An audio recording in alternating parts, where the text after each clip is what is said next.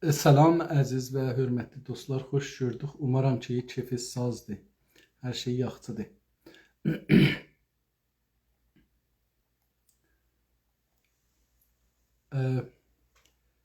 Mən icazənizlə dostumuz təşrif gətirdilər Sadıq bəy. Sadıq bəy, bir şey yazsaz mən, çünki yazmasaz buradan çağıra bilmirəm. Kaş sizin kamera belə duraydı, eləyə biləydik ki, bu cür gedək. Mən indi umaram ki, eləyə bilək bunu, düzəldək. Tamam, indi çağırmaq imkanım oldu sizi.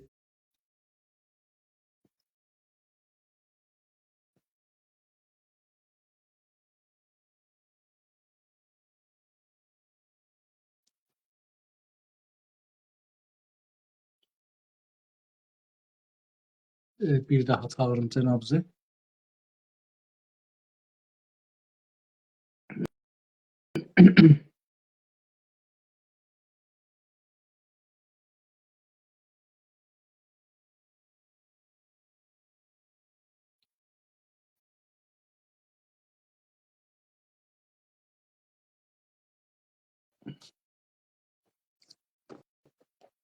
Üçüncü dəfə üçündə çağırım cənabınızı. İnşallah ki, düzələr.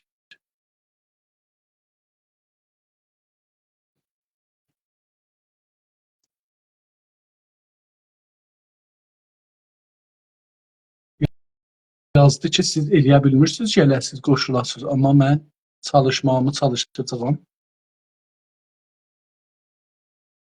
Tamam, bir daha. Tamam. Bunu mən gərək sevirəm, bunu ki, eləyə bilək. Çox təəssüf, məndə alınmayacaq o bəy.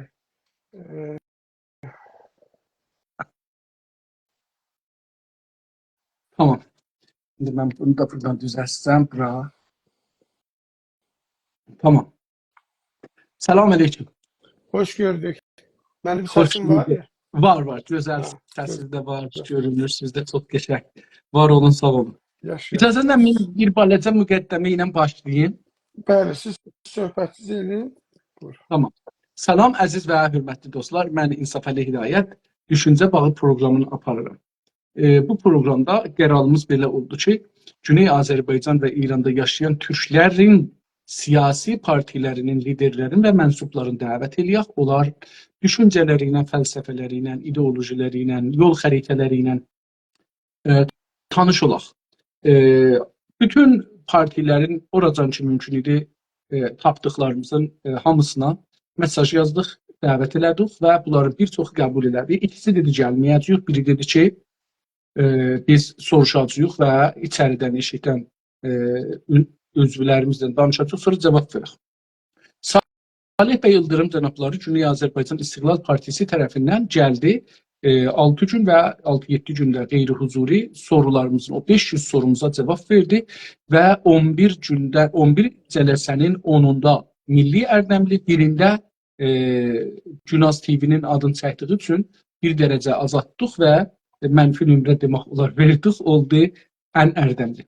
Əjdər bəy Təqizadə Güney Azərbaycan Demokratik Türk Birliyi Təşkilatı tərəfindən söz vermişlər, gəlsinlər, gəlmədilər və hər gün 10 mənfi, 6 dana 10-60 mənfi aldılar. Yunus bəy Şamili cənabları Azərbaycan Demokrat Partisi tərəfindən 6 günün 6-sında gəldi, bir gün Döktür Çehriqaninin adını çəkdiyi üçün mənfi nömrə aldı və qalanlarında müsbət, yəni hamısı müsbət əslində, biraz az müsbət oldu bu. Milli Ərdəmli 5 dana və ən Ərdəmli 1 gün. Salih Kamranlı cənablı Azərbaycan Mərkəz Partisi tərəfindən 5 gün gəldi 6 günün içində və hər 5 gündə də Milli Ərdəmli unvanını qazandı. Eldar bəy Qaradağlı cənabları Güney Azərbaycan Milli Qurtuluş Partisi tərəfindən hər 6 günün, hər günün də 4 saat gəldi və hamısında da Milli Ərdəmli unvanını qazandı. Məcid bəy Cavadi Azərbaycan Milli Dirəniş Təşkilatı tərəfindən bir neçə gün öncə dedilər ki, gəlməyəcəklər. Ha belə mən də baxdım, gördüm ki, onlara bizim bu partinin, üzrə bu düşüncə bağının müqərrəratın, əsasnaməsinin ya əməkdaşlıq qurulların göndərməmişəm, onun üçün onlara mənfi verə bilmədik. Umaram ki, gəlsinlər və davam etsinlər. Sonra Haşim bəy Bilgin cənablarını çağırdıq. Güney Azərbaycan Liberal Demokrat Partiyası tərəfindən təəssüflə 2 günün içində yavaş-yavaş yola getmədik. Hər nədən dolayı isə bunu kəsməyə məcbur qaldıq. Və bu həftədən, yəni dünəndən başlamışıq Sadıq İsabəyli cənabları ilə Güney Azərbaycan Milli Azadlıq Cəbhəsi Şura Mərkəzi Şura üzvü olur. Özürdürmü? Heyət. İdarə heyəti. Bizdə idarə. Mən bunu iştibah yazmışam dünənləri yazımda. Bunu Gördüm, idarə elə xatırladacaqdım sizə. Bəli, idarə heyəti olaraq gərək onu yazım. Hətta qurucu üzvü olaraq təşrif gətiriblər. Dünəndən sorularımıza cavab verirlər. Çox sağ olun, təşəkkür edirəm. Siz buyurun, salam eləyik eləyin.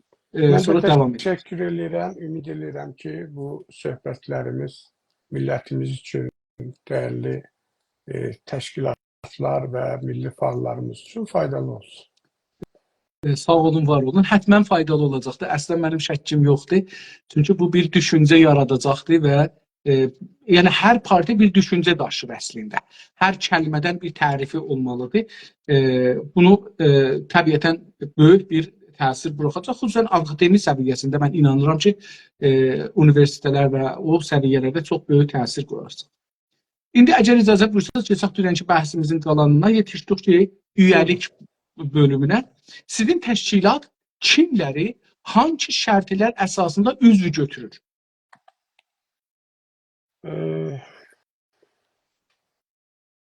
Bizim 2 cür yanaşmamız var. İçəridə olan bizim milli fəallarımız, ümumiyyətlə içəridə olan insanlarımızı biz çox təəssüf ki,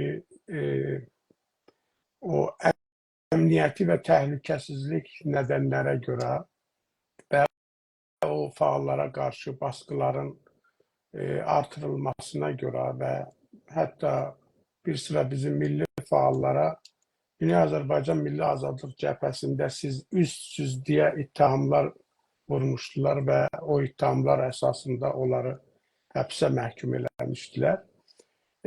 Biz bütün o məsələləri nəzərə alaraq içəridə sadəcə Qəmacın tərəfdarlarını, yəni onun fəaliyyətlərini izləyən, tərəfdar kimi olan insanları biz, necə deyərlər, çalışırıq ki, artıraq. Amma üz şəklində qəbul edə bilmirik. O ittihamlar onlara qarşı olmasın. Xaricdə isə bizim Qəmacın nizamnaməsini, əsasnaməsini qəbul edən, müştərək o işbirliyini, kollektiv işbirliyində, qrup işində fəaliyyət göstərə bilən insanları təbii ki, bir neçə aşamada qəbul edirik. Aşamanın da bir 6 aylıq denəmə sürəci var.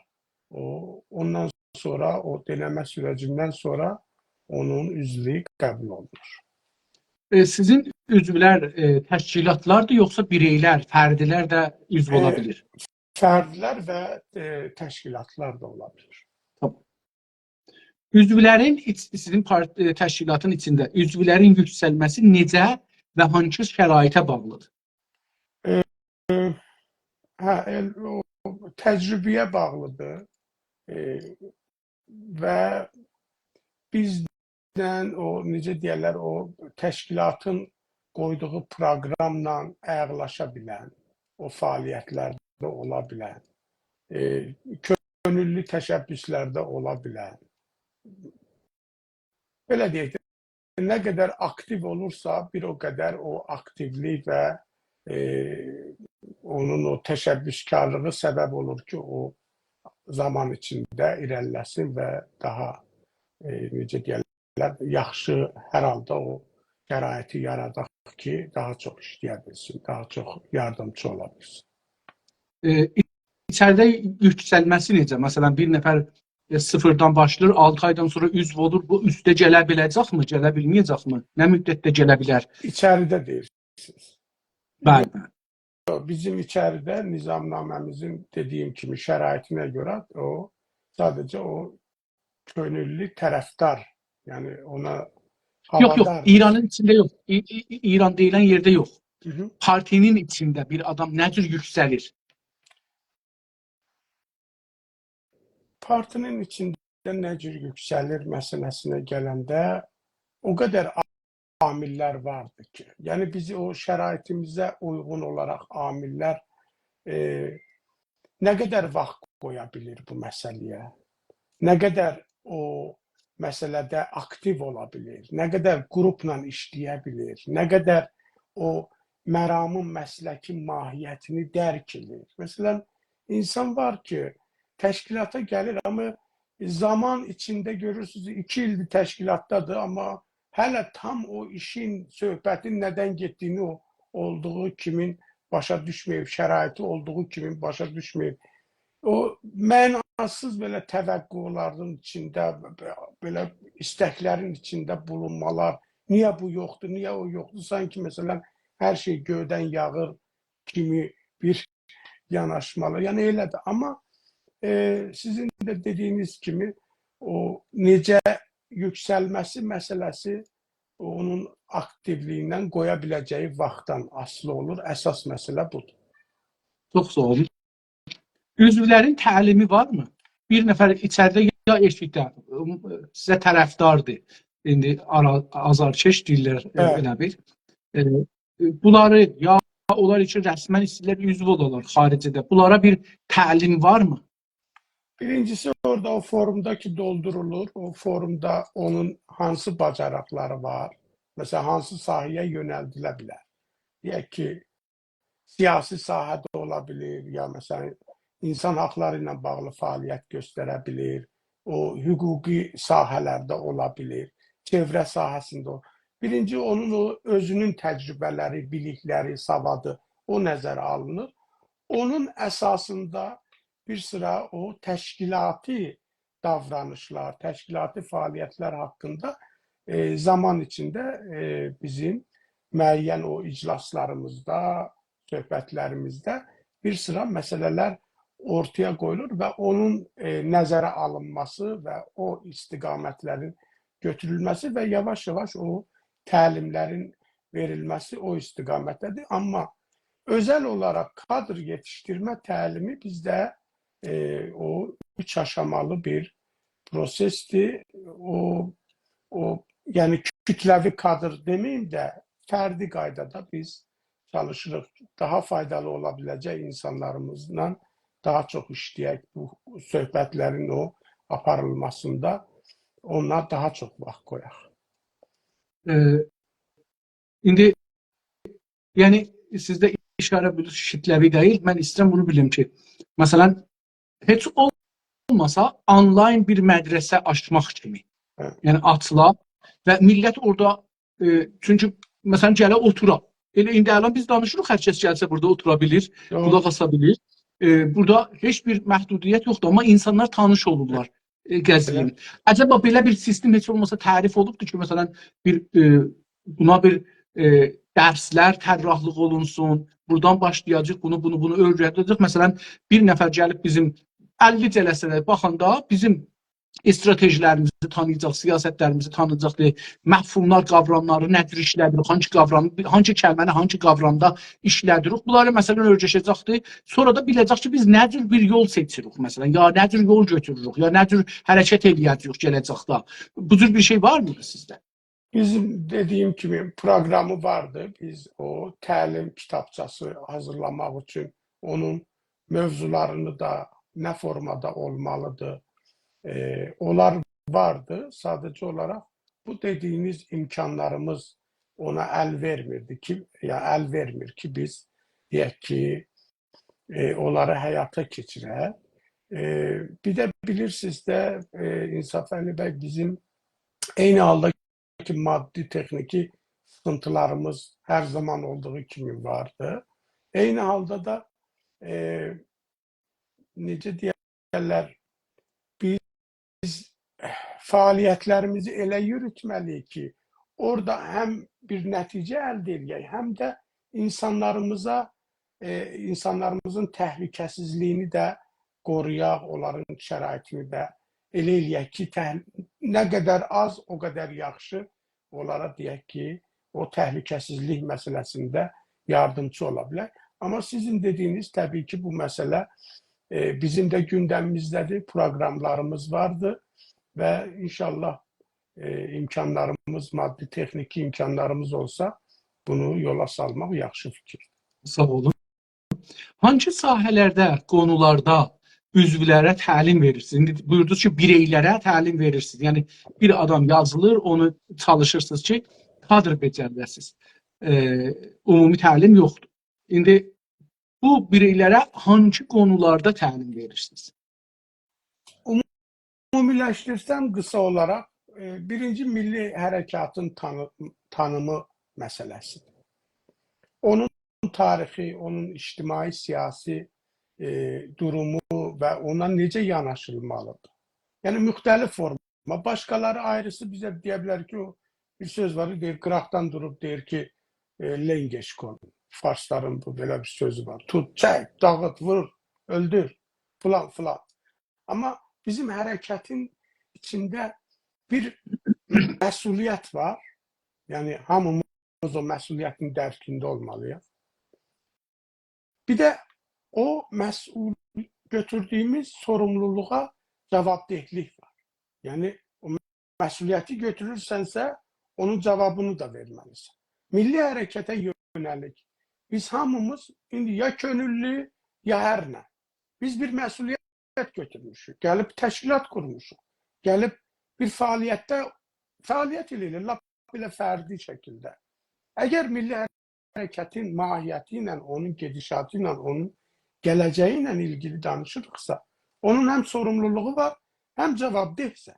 Sabahları hər hansı bir faalın, hər hansı bir deyək ki, təşkilat üzvünün dediyi bizim milli faalları, milli hərəkəti təhlükəyə atarsa, problem yaradarsa, ayrı-ayrı negativ məsələləri özündən o deyir, əlavə eləyərsə təhdidləri, təbii ki, buna məsuliyyət daşır və cavabdehlik daşır.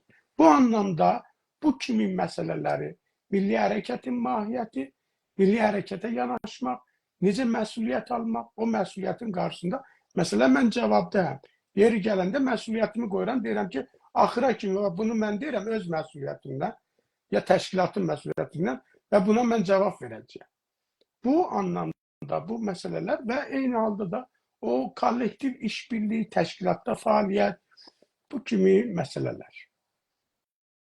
Təlim sisteminiz hangi zamanda başlayacaqdır? İndi ki deyirsiniz, ya hangi mərhələdə dayanacaqdır, ya dayanacaq, yəni məsələn, hardan başlayacaq belə deyək. Siz istədirsiniz kütləvi bir təlim sistemi qurasınız.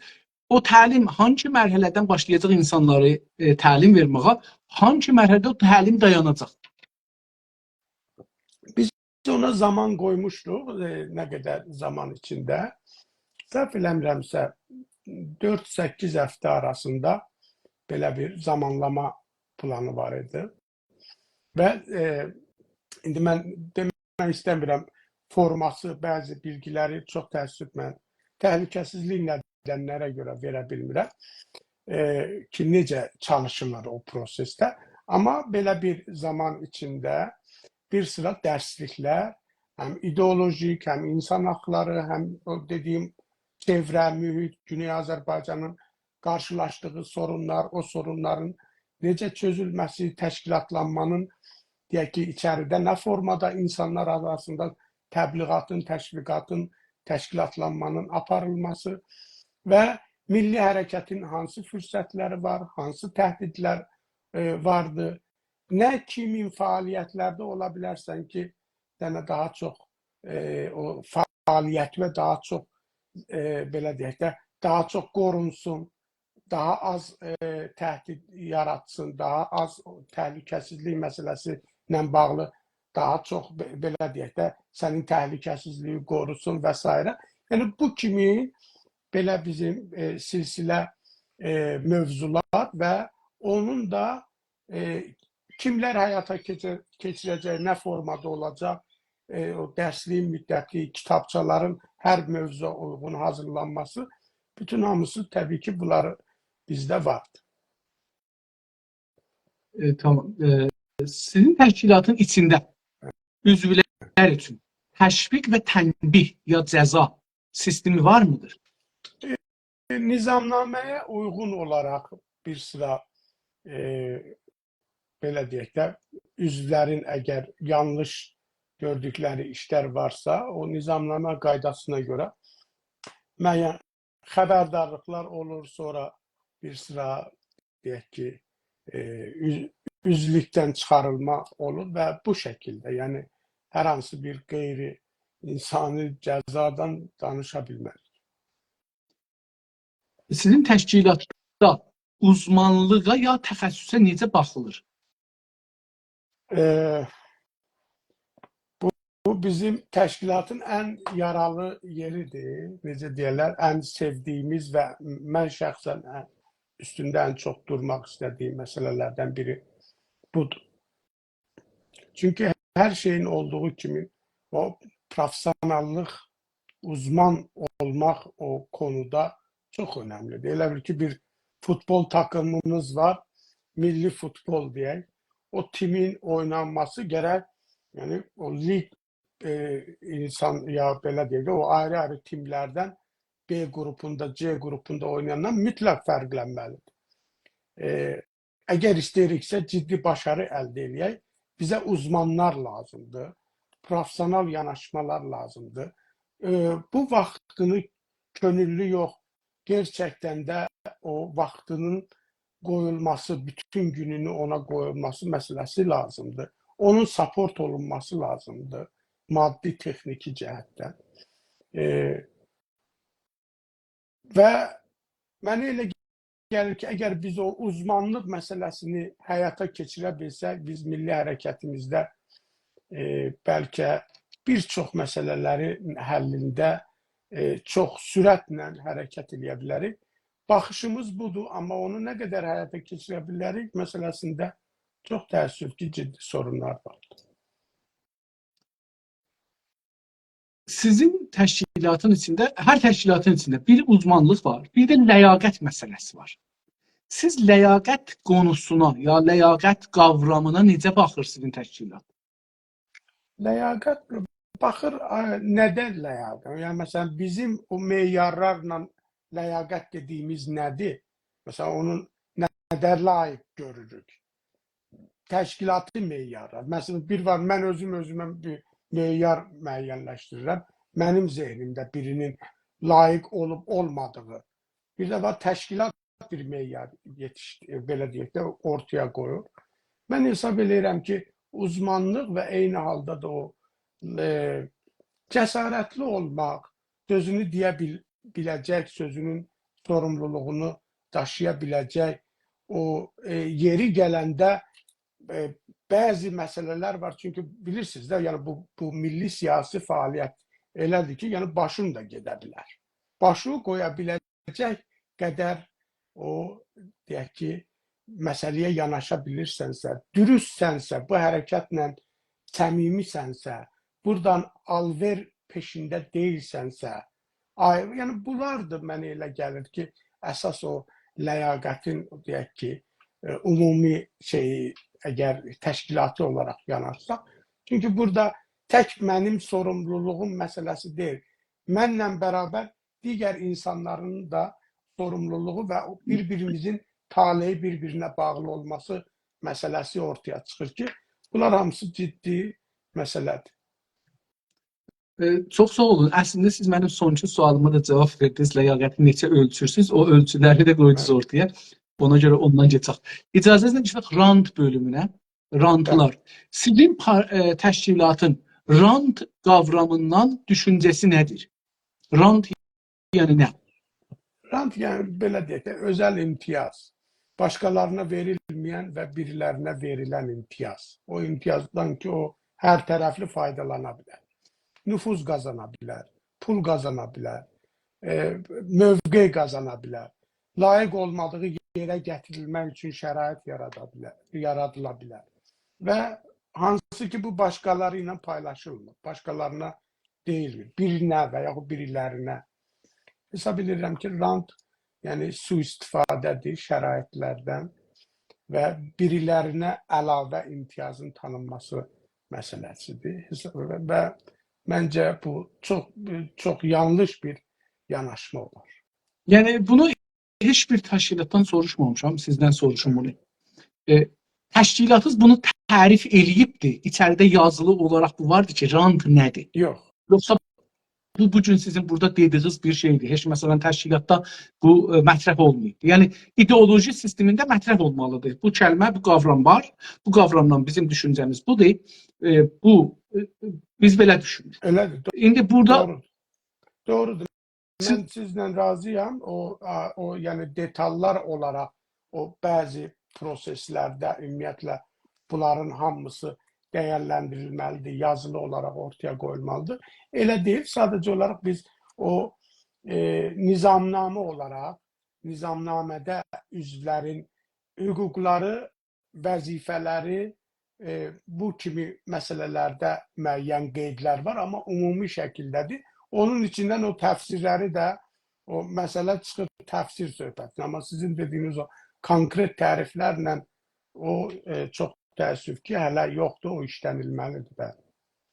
Sizin təşkilatda ranta necə baxılır? İndi siz bir gözəl tərif verdiniz, bir imtiyaz, bir sui-istifadə.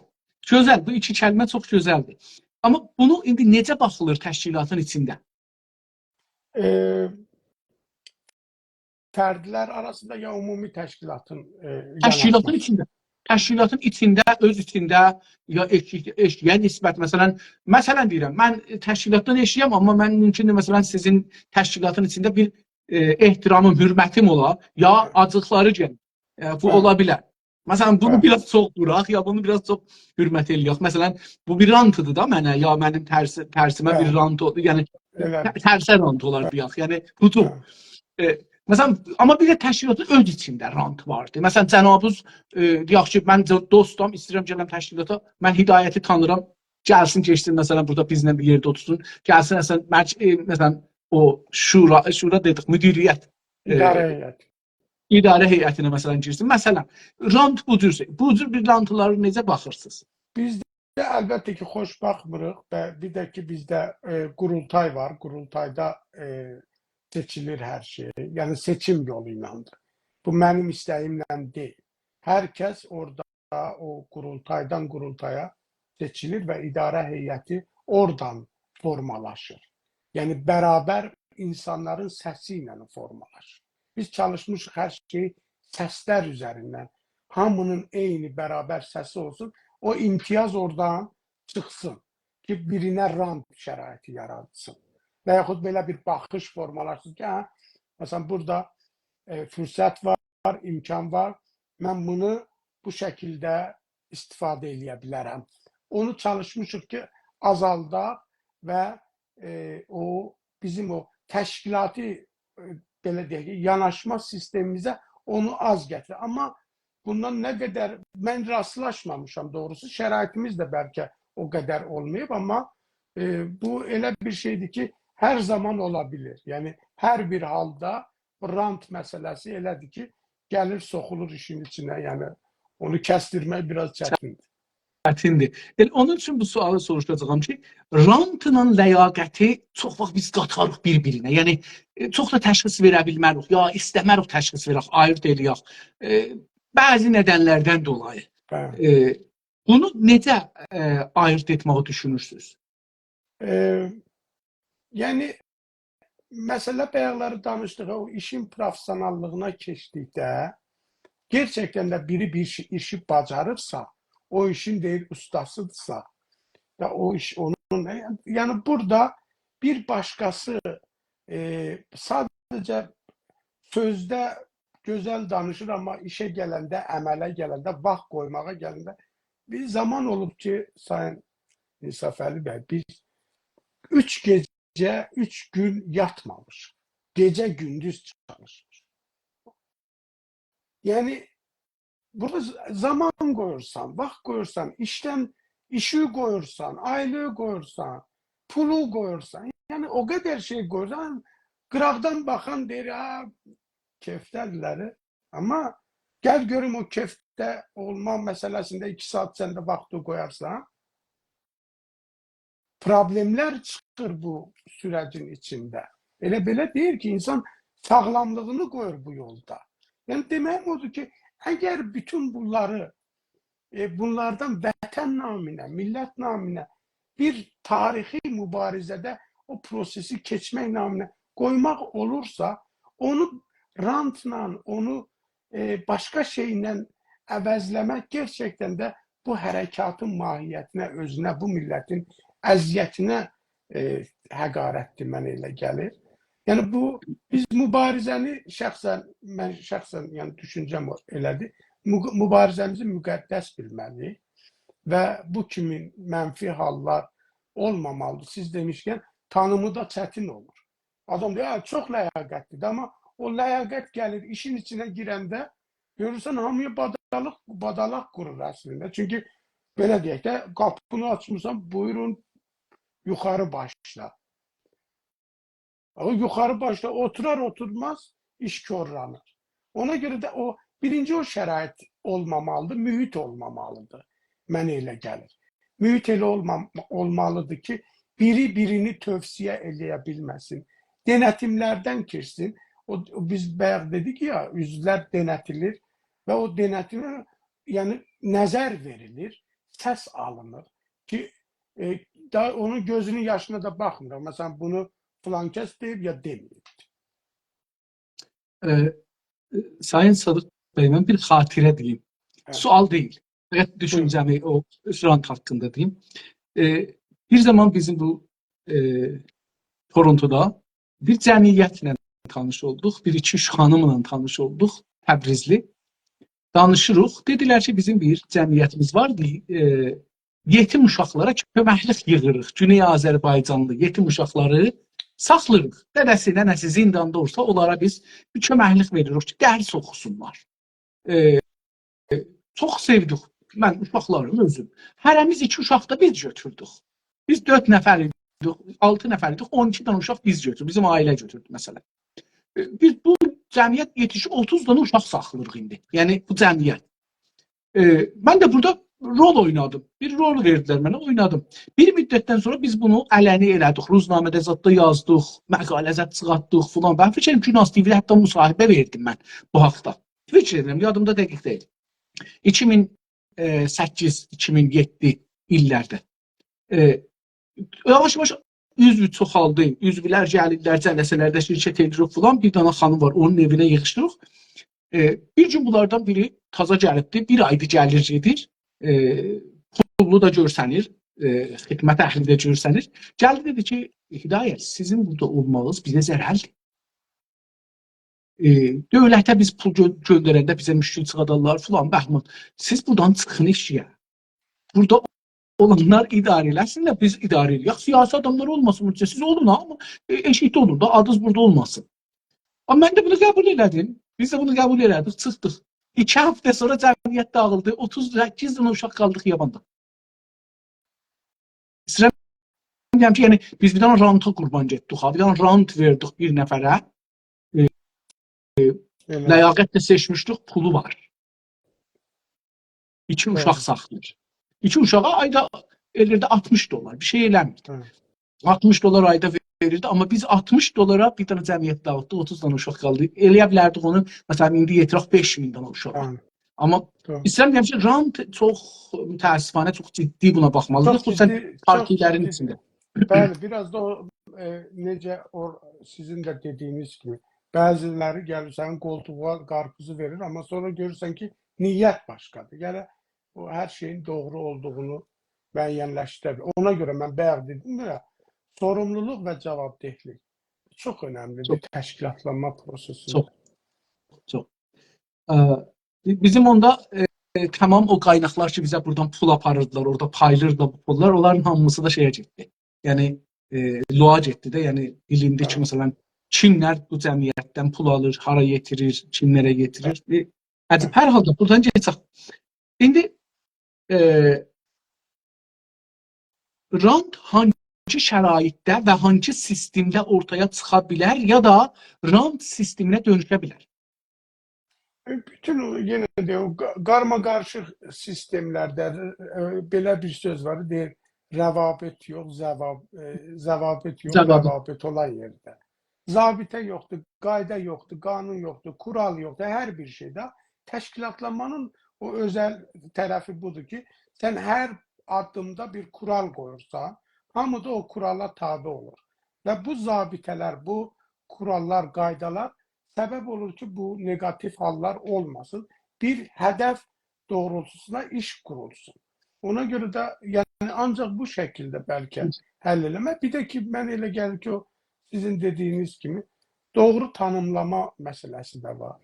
Görəsən o proses yəni necə formalaşır, necə gəlir nüfuz edir, necə gəlir, hansı təxribatlar. Yəni bütün bunları da görməmiz lazımdır ki, o yalandan deyək ki, bir günlük xeyrinə görə misala bəziləri elə çox yaxşı, çox layiqli adamdır gəlir. Amma görürsən 15 gün içində elə bir faciə yaranır ki, da yığıb-yığışdırmaq olur. Doğrudur, doğrudur. Siz təşkilatın içində ləyaqətləri necə və hansı standartlarla ölçürsünüz? Ləyaqət ölçümüz yoxdur, yəni o şəkildəki deyək ki, amma əsasən o gördüyü iş, o kollektiv işbirliyində, o qoyulan hədəflərdə, qoyulan o iş proqramında elədiyi o, belə deyək də, təmənnasız yardımlar qoyduğu vaxt. Yəni, əsasən bu, bir də ki, şəxsiyyəti, yəni doğruluğu, təmizliyi, hər halda elə olmamalıdır ki, biz o təşkilat ona görə qıraqdan söz eşitsin. Yəni, bu kimin o məsələləri daha çox. Amma təşkilatın fəaliyyət aşamalarında təbii ki, biri təcrübəsizdirsə da onu o təcrübəsiz, yəni bir konuda təcrübəsizdirsə, çalışırıq o məsələdə ona yardımcı olaq, o irəliləsin. Yəni bu şəkildə. Sizin təşkilatda standartlar hamı üzvlər üçün standartdır, yoxsa bəzi üzvlərə üstünlük var? Yox. Əgər o dediyim kimi o nizamnamə qaydalarına görə bir bərabər, yəni başqanından tutmuş adi üzvlərinə görə, adi üzvlərinə belə yanaşma eynidir. Yəni biri üçün biz məsələn deyək ki, bir üçün başqan ünvanı daşıyır da bunu özümüzə Allah eləyək, gündə 5 dəfə səcdə eləyək, nə bilim, namaz qılaq məsələsi deyil. Əsas odur ki, o qurulan təşkilatın və yaxud o qurulan o qurumun görə biləcəyi iş irəliləsin. Nəinki biri orada necə deyirlər, Allahlıq məqamına gətirilsin və yaxud bu məsələlər. Mən hesab edirəm ki, o yanaşma doğru deyil və bizim standartımız yəni bərabər hüquqlu bir yanaşmadan qaynaqlanır. Gözəl. Ailə və əqrəba üzvlərinin bir təşkilatda, hər hansı bir təşkilatda olmasını rant sisteminə bağlırsınızmı? Yəni bağlana bilir. Bağlana bilir. Yəni normal ola da bilər, normal şey, amma adətən belə yerlərdə o normal olmur. Mütləq bir işin içində bir iş var. İndi acaba sizin təşkilat ailə, əqrəba və famillərdən qurğulanıbmı? Yox, bizim təşkilatda o yoxdur. Çünki elə bir istəsən belə eləyə bilməzsən. Çünki qurultay seçir, qurultay qərar verir, səs vermə yolu ilə. Ola bilsin, məsələn, o səs, yəni birinci o seçilir. Qurultay onu seçir. Seçirsə seçdi, seçmirsə vəssalam. Heç kim də başqasının o səsinə, iradəsinə təsir eləyə bilməz. Mən Kanadadan bir misal vururam, onun üstündə bəhsi davam verək. Kanada sistemində əgər sizin bir baqqallığınız olsa, mən işləmişəm ona görə, tanışam bundan, latarı satarsınız. Əlinizdə rant imkanı var. Bir dükkanınız var, orada latarı satırsınız. Sizə rəbti yoxdur, mərkəzdə bir ayrı qura keçdik, qura keçəcək. Amma sizə deyir ki, rant imkanı var sizin orada. Latarı satıram, maşını çıxadır, mənə nə bağlı, bunu Deyir ki, bunun üçün sizin özünüz, ailəniz, yaxın əqrəbanız sizdən latarı alamazlar. Niyə? Çünki rant hesab olur. Siz bu sistemə görə rantı və özəlliklə də siyasi və idari rantı necə düşünürsünüz?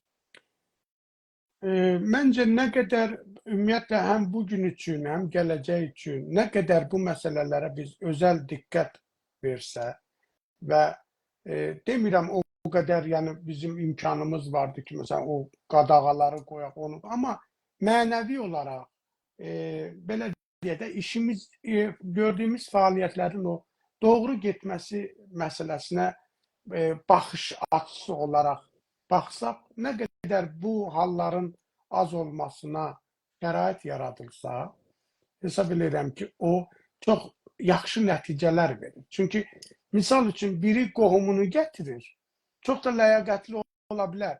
Amma qıraqdan baxan o cürdə düşünmür. Sən dünyanı gətir, yəni bugün də yenə də o tarixə gedin, deyir ki, Musa məsələn qardaşı Harunu gətirdi, çünki dili pəltə idi. Amma başqa oyunlar da var axı bu işin içində. Yəni onun dili pəltə idi, bir dost tapa bilmədi. Adam general idi də, məsələn müxtəlif tarixlərdə. Başqa bir şey tapa bilmədi mi bu boyda dəmdəstgah? Elə bir dənə Harunu mu tapdı? Niyə? Və yaxud məsələn Şiə o tarixində o adam gəlir deyir ki, mənə də pul ver də, mən qardaşına axı Həzrət Əliyə. Həzrət Əli də götürür o şişi, salır otun içinə, qızdırır, sonra onun gözünə yaxınlaşdırır, istəyirsən məni belə yandırasan. Yəni o yanaşmadan hesab edirəm ki, çox şey asılıdır. Çünki Həzrət Əli onu eləyə bilərdi, xəlifə idi, gücü də var idi, misal deyirəm ha. İndi dini şeyə keçməyək. Amma tarixdə o nə adla qalardı? O Musa deyir ki, Harun sən də gəl mənim yanımda, ye, içə, filan. Musa elə gözünü o deyir qırpır, görür ki, bir dənə də qızıldan şey düzəldib qoyublar ortaya.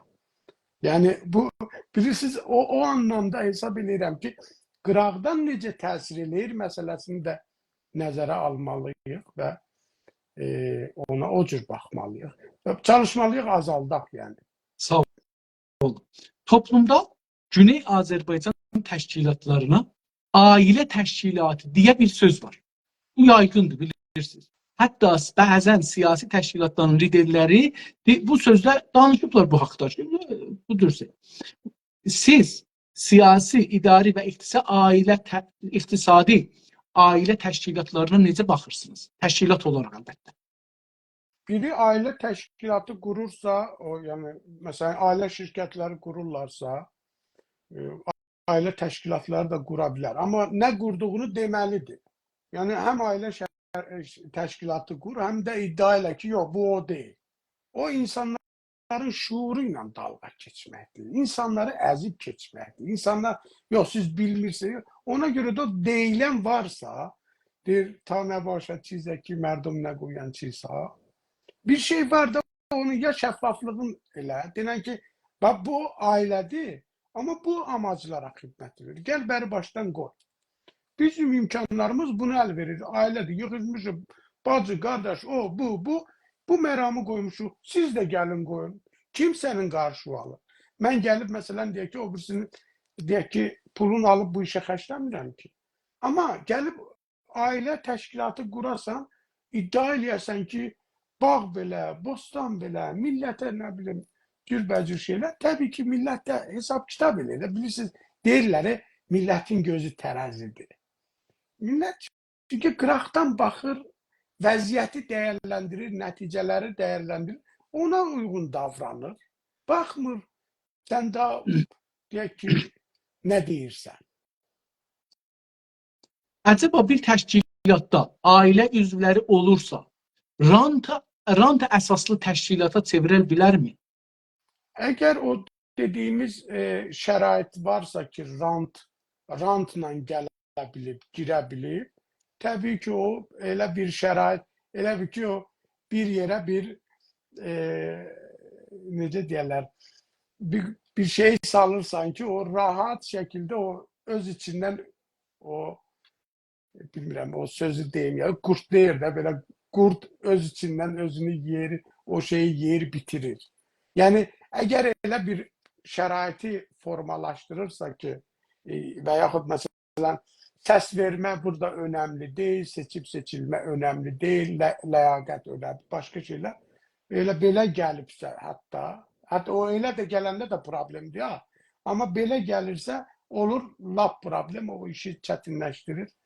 Hesab edirəm ki, məsələn, siz görürsünüz vəzifəli şəxslərdə, demokratik dövlətlərdə qohumunu, əqrabasını falanını öz yaxınına, öz idarəsinə, öz yerlərinə çəkə bilməzlər. Yəni bu qanunla qadağa olunur. Doğru. Acaba sizin təşkilat ailə üzrə olursa, acaba bir təşkilatda ailə üzvləri olursa, standartlar, o təşkilatın standartları qoruna bilərmi? Yox. Baxır da yenə deyirəm, əgər o elə belə sifarişlə gəlirsə qoruna bilmir. Yəni bu dediyiniz hallar az baş vermir ha. Yəni o demək deyil ki, məsələn, yəni baş verən hadisələrdir. Bizim də hərəkatımız elədir ki, mən keçən dəfə də dedim, enişli yoxuşlu sürəcdən keçir. Heç kim durub iddia eləyə bilməz. Hər şey bizdə təmizdir, 100% belə. O mümkün değil demək olar ki hal-hazırda. Çünki prosesin içində o su təmizlənən kimi o prosesin içində, o sürəcin içində təmizlənən bir prosesdir. Amma baxış açısı çox önəmlidir. Və mən hesab edirəm ki, o standartları da qarışdırır, hər şey qarışdırır. Qarışdıra bilir yəni. Ona şərait yaradır. Tabii. Acaba bir təşkilatda ailə üzvləri olursa, yüksəlmək imkanı onlarla ailə üzvlərinin arasında, onlarla o birisi üzvlərin arasında bərabər şans ola bilərmi? Yox, olmur. Olmur. Çünki orada ayrı-ayrı şeylər, məsələn, adam çıxır deyək ki, onu sifariş eləyən məsələn başkandır. Başkanın məsələn yaxınıdır. O gəlir görürsən ki, başkanın o hər halda nizamnaməyə görə əldə elədiyi bir sıra üstünlüklər var. Üstünlük deməyim də hər halda o vəzifə və məsuliyyətlər var. Onu bu adam özünə çıxır həmən. Sanki məsələn bunun miras qaldı ona. Heç nədən durduq yerdə. Və sonra özünü onun yerinə yavaş-yavaş aparmağa başlayır. Sənə nə oldu denən? Sən kimsən? Və təbii ki o insanlar qıraqdan baxanda deyir, dünənə kimi bu küçədə sülənirdi, indi gəldi burada. Bu nə işdir? Və görürsən ciddi problemlərə səbəb olur. Ciddi problemlər. Doğru. Sizin təşkilatda üyelər arasında güvən sistemi, yəni o rantı da, indi rant var, rant güvəni aradan aparır da, yəni siz də çox gözəl misal verdiniz. İndi sizin təşkilatda üyelər arasında güvən sistemi necə yaranıb qorunur? Güvən sistemi bir var o şəxsi münasibətlərlə yaranmış güvən, bir var təşkilati fəaliyyətlər çərçivəsində güvən, bir var təşkilatın o çərçivəsində, sınırlarında təşkilatın çizdiyi kurallara əməl etməklə bir şeyin yaradılması. Yəni biri bir qurumun üzvüdürsə, ola bilsin ki, normal başqa şeylərdə ona güvənə bilməzsən, məsələn, onlar rahat dostluq eləyə bilməzsən, amma işində dəqiqdir. Təşkilatı fəaliyyətində dəqiqdir. Onun bütün kurallarına əməl edir. Belə saniyəsi ilə dəqiq adamdır. Amma normal, belə onunla dostluq elə, o qədər də o konuda çox da belə dəqiq, titiz adam deyil. Yəni, bu mənada hesab edirəm ki, gərək o sahəni müəyyənləşdirib, ona uyğun o güvən dərəcəsini də ortaya qoyarsan ki, söhbət nədən gedir? Bunu biraz daha açatlı, bir dənə misal vurasınız. Mən bunu misal kamil məsələn, başa düşürəm. Misal məsələn, bayaq dediyim kimi, adam var təşkilatı fəaliyyətində çox uğurlu fəaliyyəti var. Bütün kurallara, qaydalara, hər şeyə əməl edir və ona inanır ki, burada bu kurallar həyata keçirilməlidir. Amma deyək ki, şəxsi münasibətlər məsələsində onunla şəxsi dostluq qurursan, amma o qədər də məsələn bir söz deyirsən, görürsən sabah başqasının qulağındadır.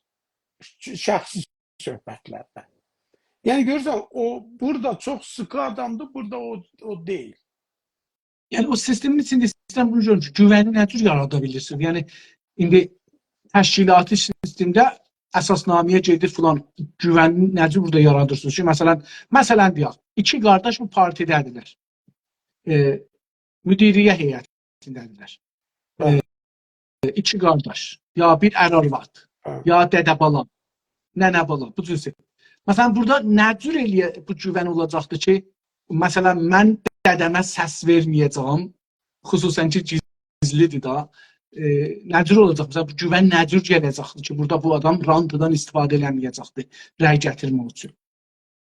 O toplumun deyək ki, ya qurultayın səsinə sunulanda, yəni oradan onun qarşısını kəsirsəm deyə, oradan kəsə bilərsən.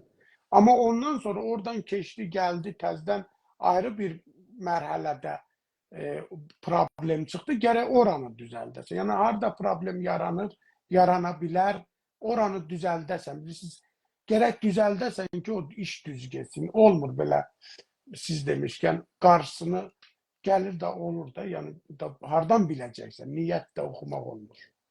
Doğrudur, doğrudur. Bu bəhsi də burada qutaraq, mən fikirəm ki, partilərin içində ranta görə bir uzun bəhs oldu. Yasalamaya geçək, yasalanma. Sizin təşkilat hangi qanuna dayanaraq yaranıbdır? Hangi qanuna?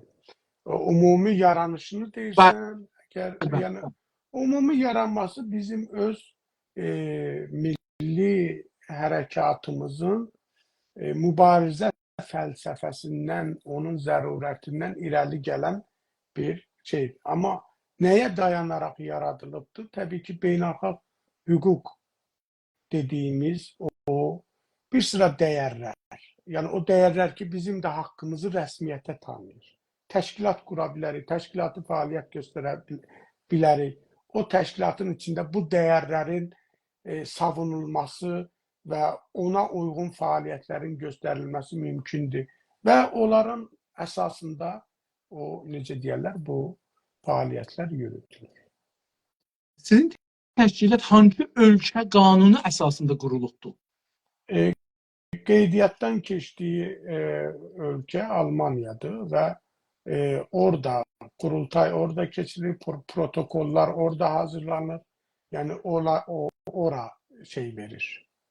Necə deyərlər, bütün, yəni sən qurultay keçildi, söhbət bundan getdi, o oldu, bu oldu, bu oldu, bu.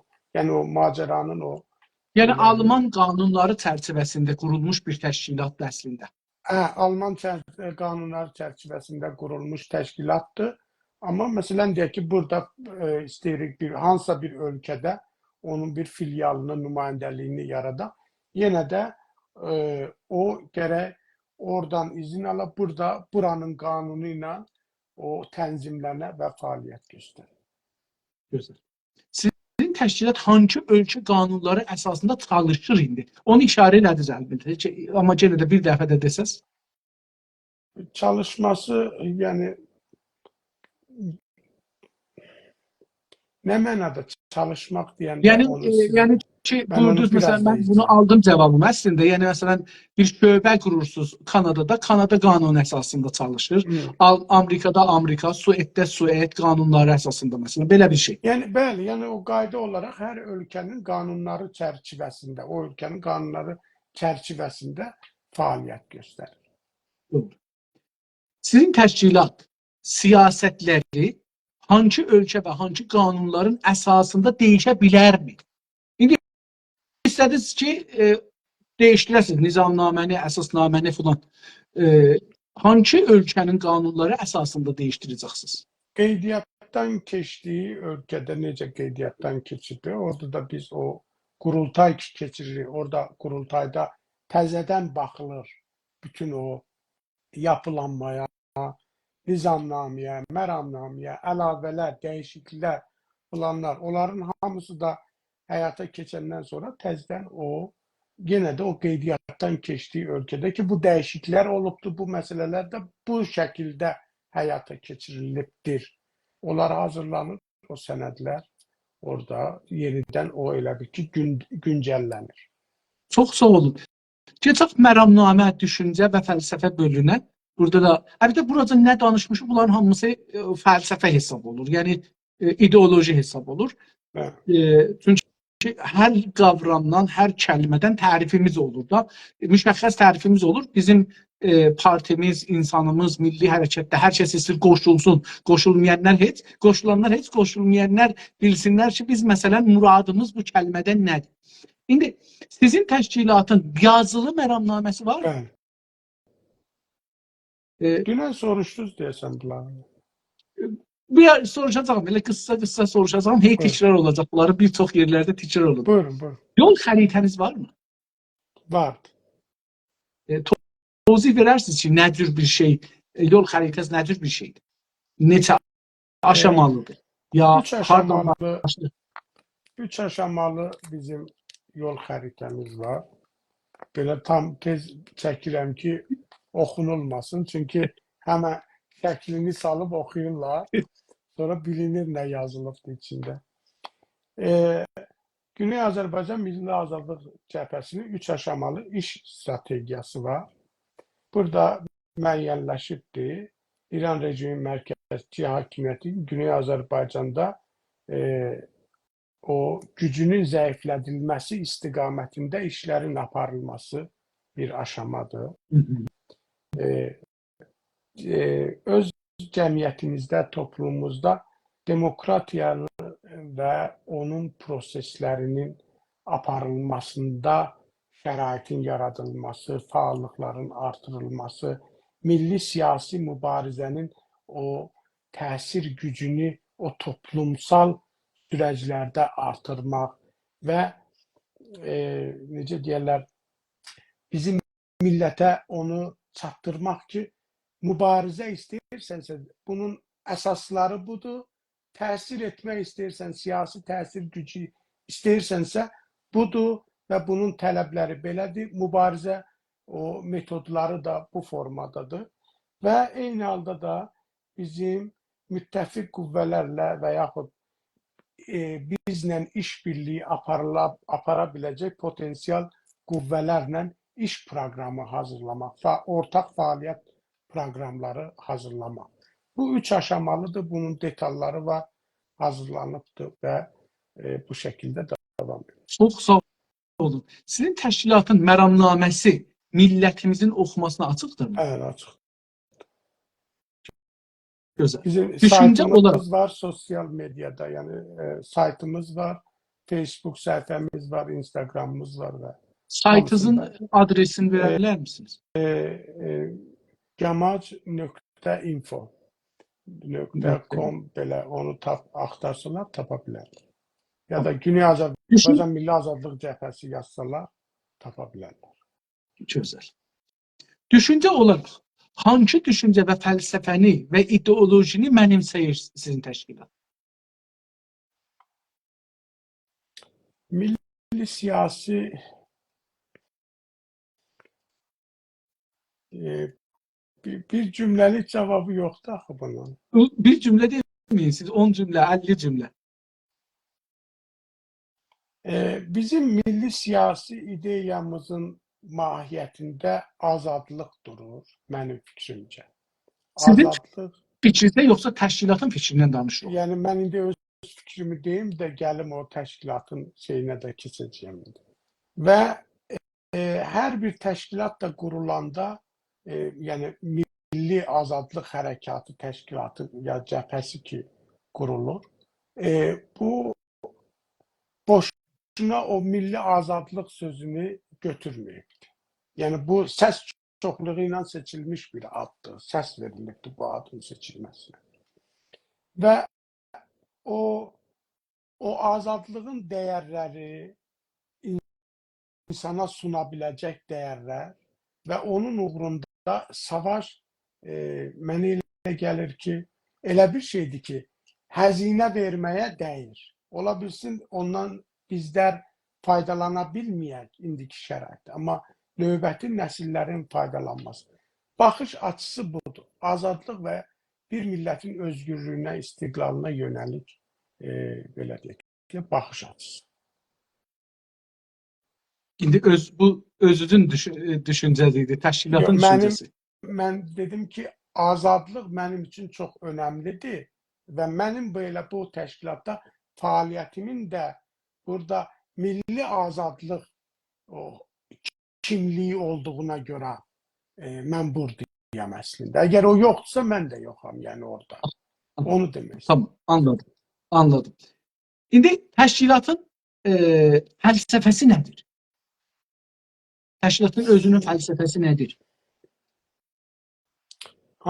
Hansı açıdan deyirsiniz? Siyasi baxış olaraq, ümumiyyətlə.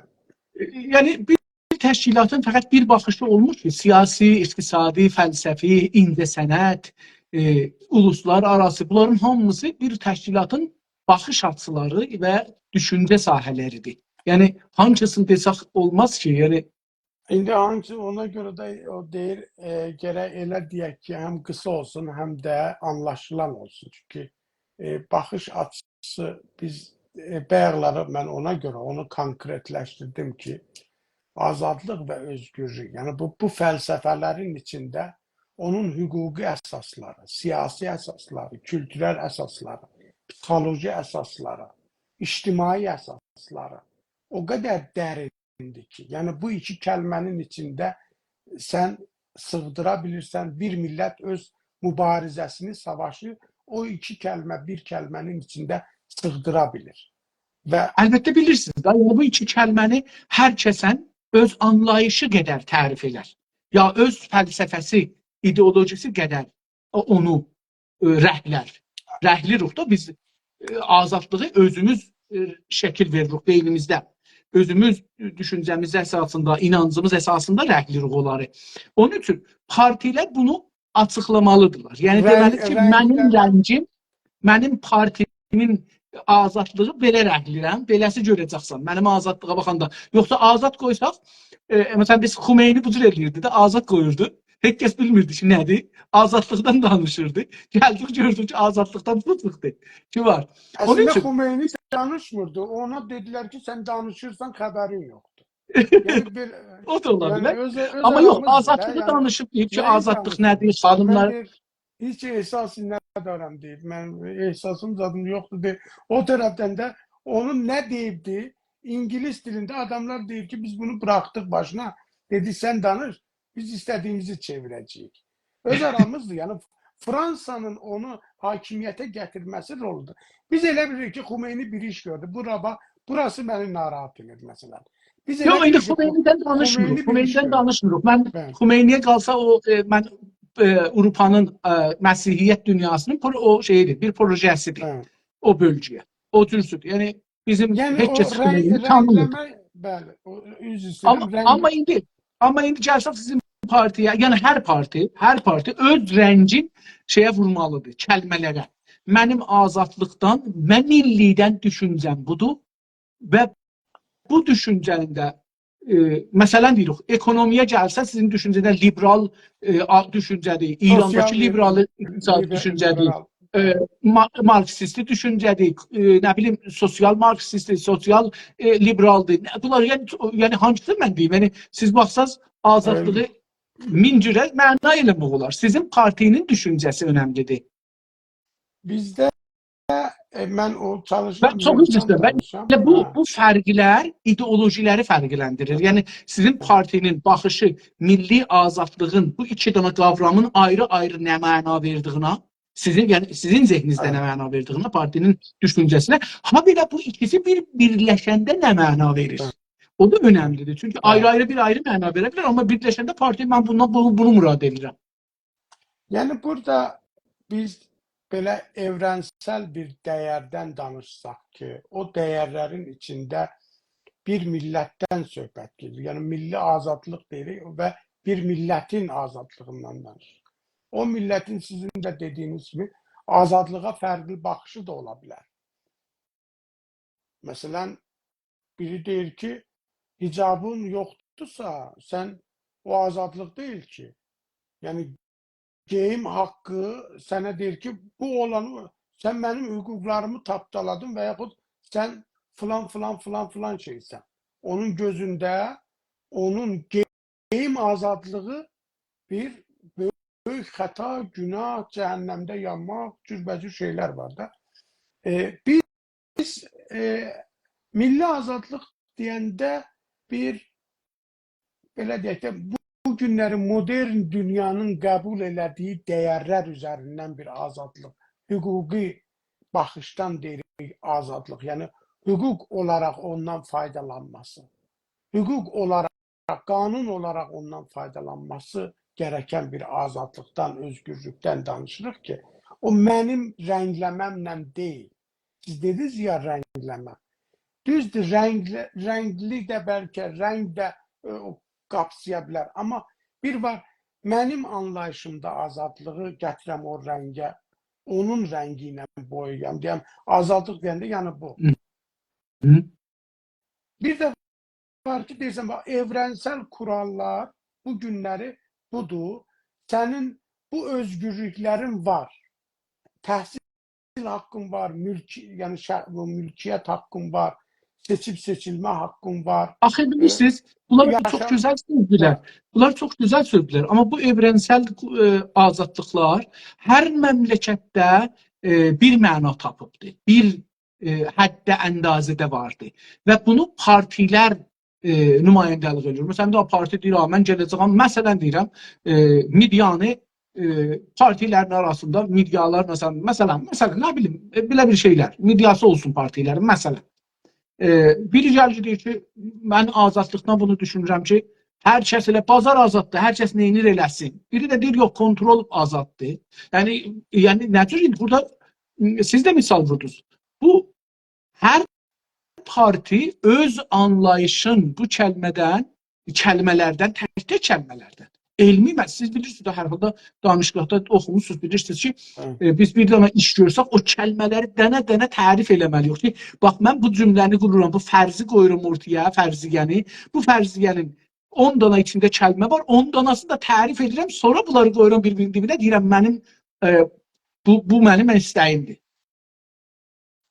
Yəni, burada misal deyək ki, bizim liberal dəyərlərə, fərdi hüquqlara, ictimai ədalətə baxışımız mənim yanaşmamla ya bir partinin özəl yanaşması ilə ortaya qoyulacaqsa, o bayaqları biz standartlardan danışdıq. Bunun bir meyarı, bir standardı olmalıdır.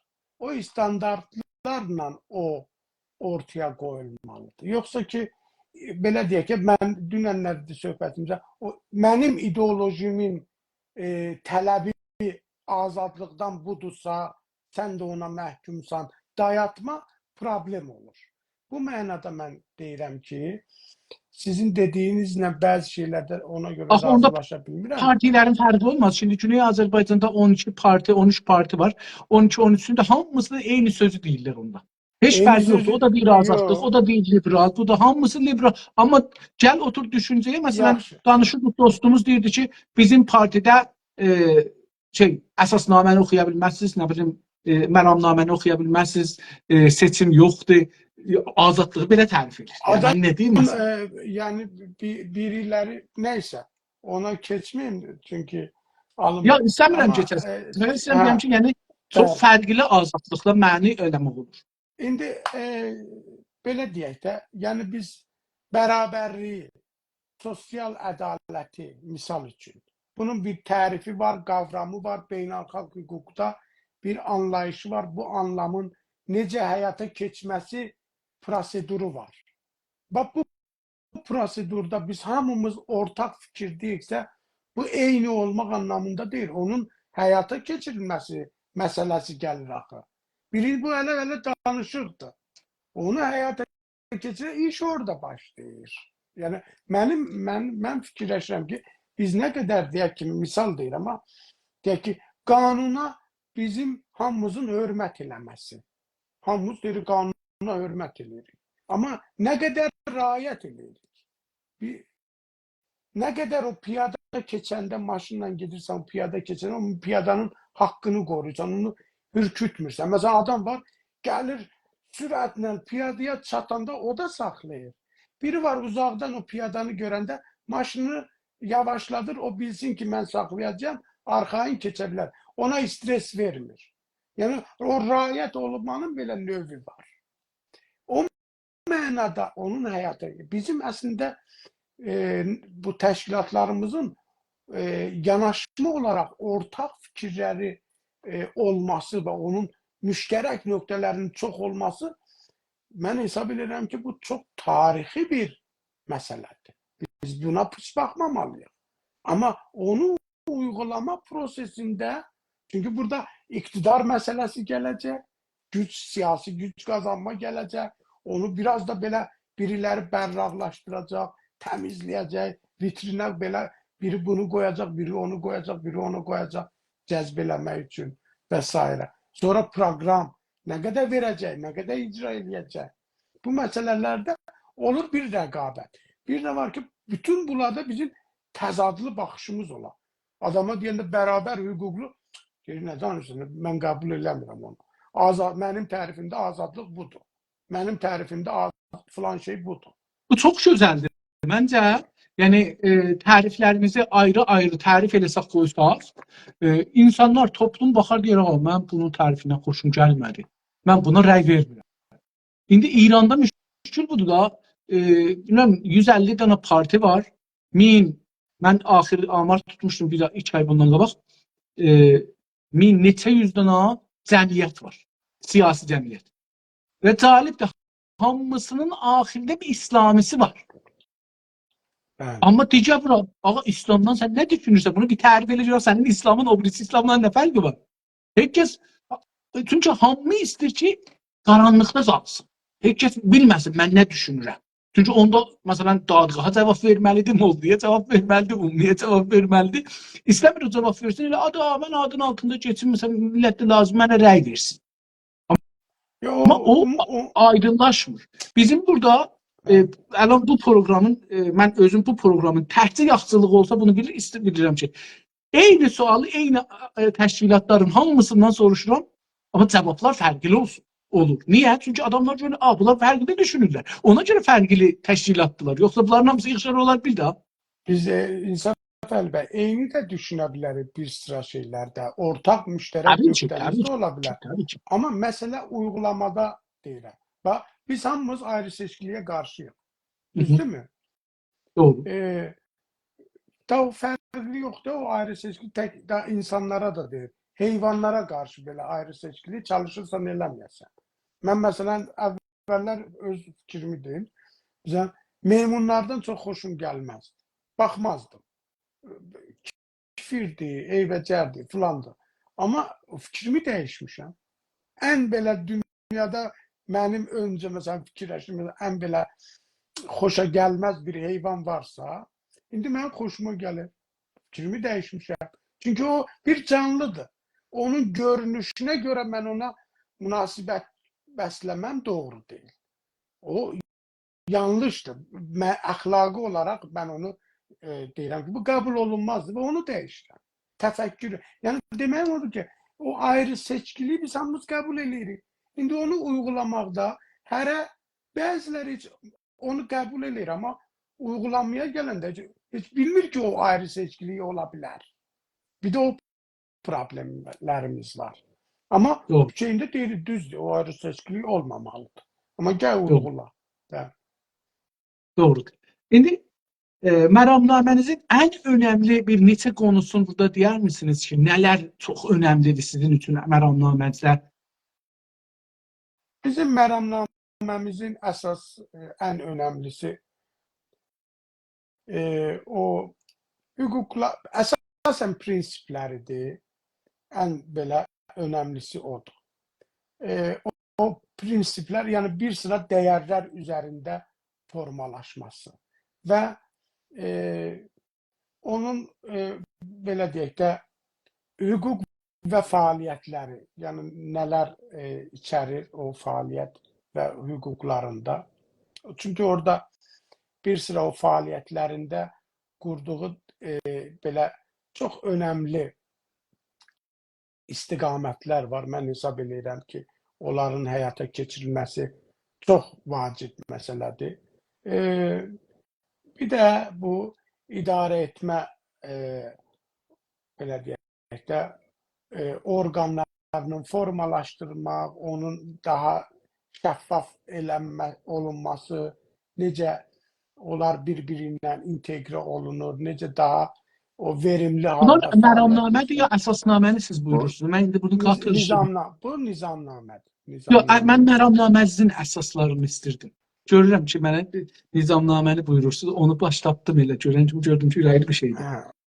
O məramnamədən desəm, onda əsasnamə biz yazırıq, məramnamə demirik. Yəni orada bir qısa tarixçə var və bu qısa tarixçənin mahiyyətində də belə maraqlı olanı budur ki, Azərbaycan Milli Hərəkatının sistemli fəaliyyət istiqamətlərinin müəyyənləşdirilməsi və o bir iradə əsasında, toplumsal, qurumsal bir iradə əsasında onun həyata keçirilməsi. Əsas məramın 2-3 kəlmədə desəm budur və hesab edirəm ki, çox önəmlidir. Ki, iradənin, yəni bir şey təmsil eləməlidir və o təmsilçilikdə o legitimlik, aldığı məşruiyyət, fəaliyyət, necə deyərlər, legitimlik desəm elə məncə başa düşülür də. Legitimlik önəmlidir. Hardan alır? Tamam, keçək vətən bölümünə. Sizin təşkilat olaraq vətəni necə tanımlır? Vətən bağlılıqdır. Vətən tərif olaraq bəlkə biz verməmişik, amma vətən bağlılıqdır. Vətən o Necə vətən tərif eləməmisiniz? Necə parti ən sadə, ən lazım olan bir şey vətəndir, tərif olmayıb? Yəni ümumi vətən olaraq Azərbaycan və Azərbaycanın o ümumi vətən olaraq coğrafiyadan danışmıram. Amma vətən o anlamda sizin o dediyiniz tərif əlbəttə ki, o olunmayıb. Necə? Əcəb deyirsiniz. Əcəbi odur ki, bunlar hələ hər bir təşkilatlanma sürəcində aşama-aşama irəliləməsi gərəkən məsələlərdir. Yəni zaman içində o şəraitdən asılı olaraq bunların hamısı təkmilləşməsi gərəkən məsələlərdir. İndi əməldə, yəni teorik tərif olmayıb deyək, amma əməldə təşkilatın içində vətəni nə cür tərif edirsiniz? Vətəni, çünki bu hər kəsin baxış açısından asılıdır. Amma bizdə bir söz var, deyir, gəzməyə qərib ellər, ölməyə vətən yaxşıdır, belə bir baxış var. Və deyirsən ki, hara getsən vətənin yerin verməz, belə bir baxış var. Bu ümumi qəbul olunmuşdur da. Mən o ümumiləri deyirəm. Və bunların hamısı da onu göstərir ki, bizim o içimizdə hər kəsin özünün doğmalaşdırdığı bir vətən anlayışı var.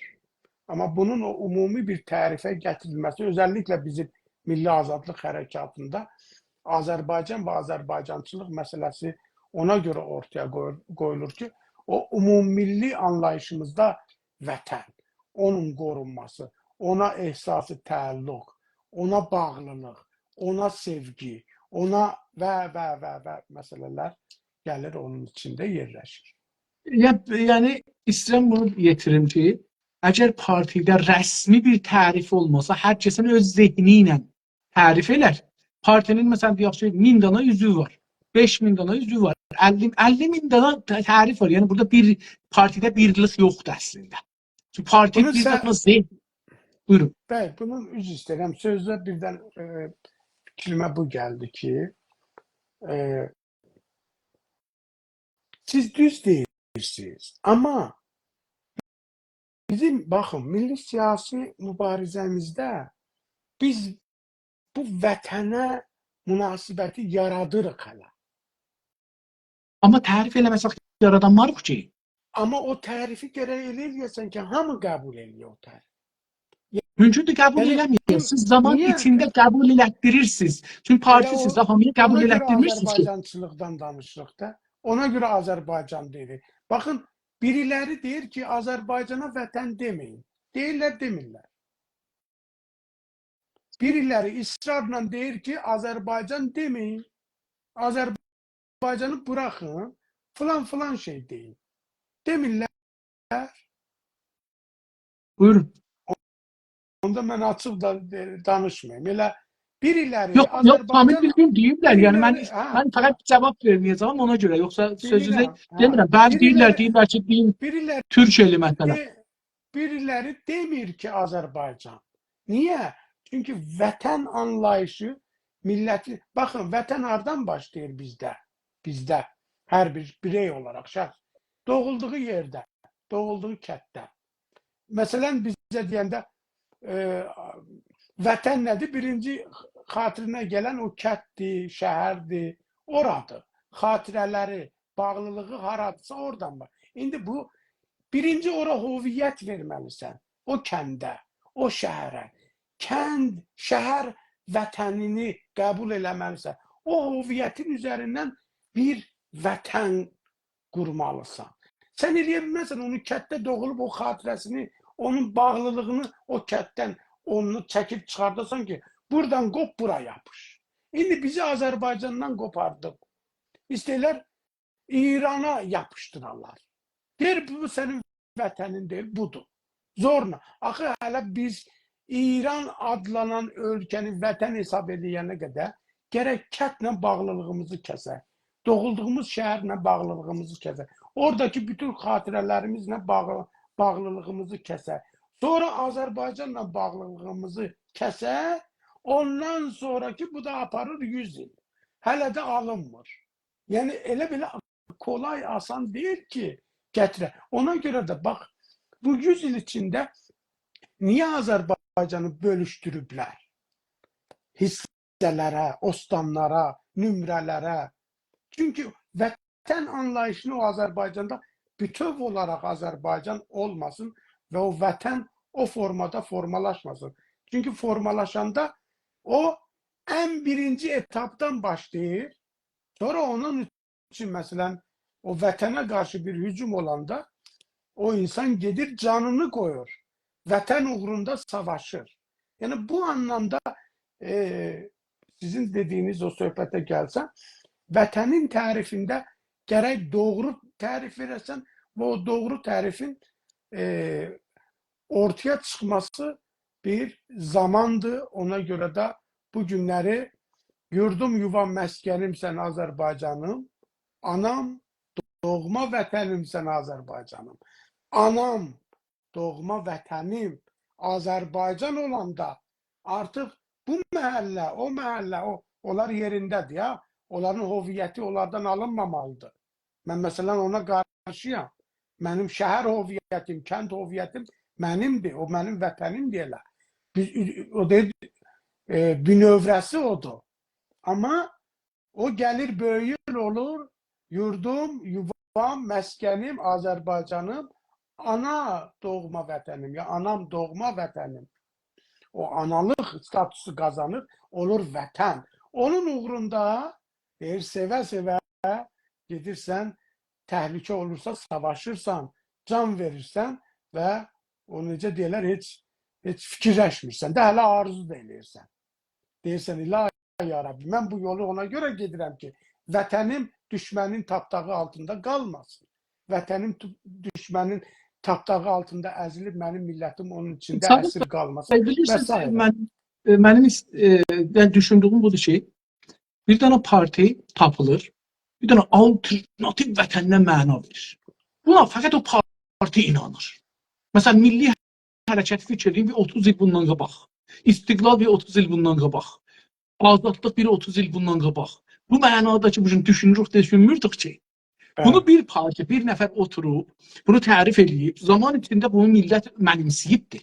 Deyib ki, məsələn, mən hər kəs yadıma gəldi, mən o zaman ki uşaq idim, hər kəsə deyirdin, haralırsan, deyir, əvvəl İranı, sonra Azərbaycanlı. Yəni, Azərbaycan ikinci rədifdə idi. Amma indi isə, məsələn, indi mən düzünü axtarsaq bu sizinlə danışandan qabaq bu İranda səslərə baxırdım. Baxırdım, gördüm ki, Tehranda səs çox veriblər. Ya Tehranın ətrafında, ya bəzi yerlərdə. Baxırdım, görüm ki, orada ki, çox səs veriblər, onlarda Pezeşkiyanın səsi çoxdur. Burada mən bir nəticə alırdım ki, onlar içi türkülər buna rəy veriblər. Və bu hətta mənə bir nəzəriyyə gətirdi, bir düşüncə gətirdi ki, biz İranda türklərin sayından xəbərimiz yoxdur. İndi bizə bir mövqeyiyyətdir. Və indi bir mövqeyiyyətdir, təhrim eləyənlər heç, təhrim eləməyənlərin sayını orada çıxata bildik ki, bizim məsələn Əl-Əhvazda nə qədər adamımız var, Bəlutistanda nə qədər adamımız var. Hər ustamları tək-bətək indi çıxartmaq olar türklük əsasında. Bəzi bir çoxlarının doğrudur və bir çoxlarının o yanlış bilgilərinin də üstü açılacaq və sizin dediyiniz o, baxın, vətəni ideoloji olaraq sırmaq bir başqa şeydir. Məsələn, İran bizə vətən deyil əslində. Amma məsələn, indi biriləri gəlib onu örtbasdır eləmək üçün deyir ki, İran adlanan Azərbaycan. Bir də təzə bir belə hoqqabazlıqlar var. İran adlanan Azərbaycan. Qardaşım, Bəluçistan sənin Azərbaycanın deyil. Zorla, sən siyasi hakimiyyətin orada ola bilər, amma o millətin, o torpağın o bir milləti var, oranda bir sahibi var. Sən eləyə bilməzsən özünkiləşdirəsən. İndi sorularımıza keçsək, vətənin anlamı və önəmi sizin təşkilat və üyələr üçün nədir? Vətənin anlamı çox önəmlidir. Bayaqlar mən biraz izah elədim ki, vətən uğrunda ölən varsa, vətən var.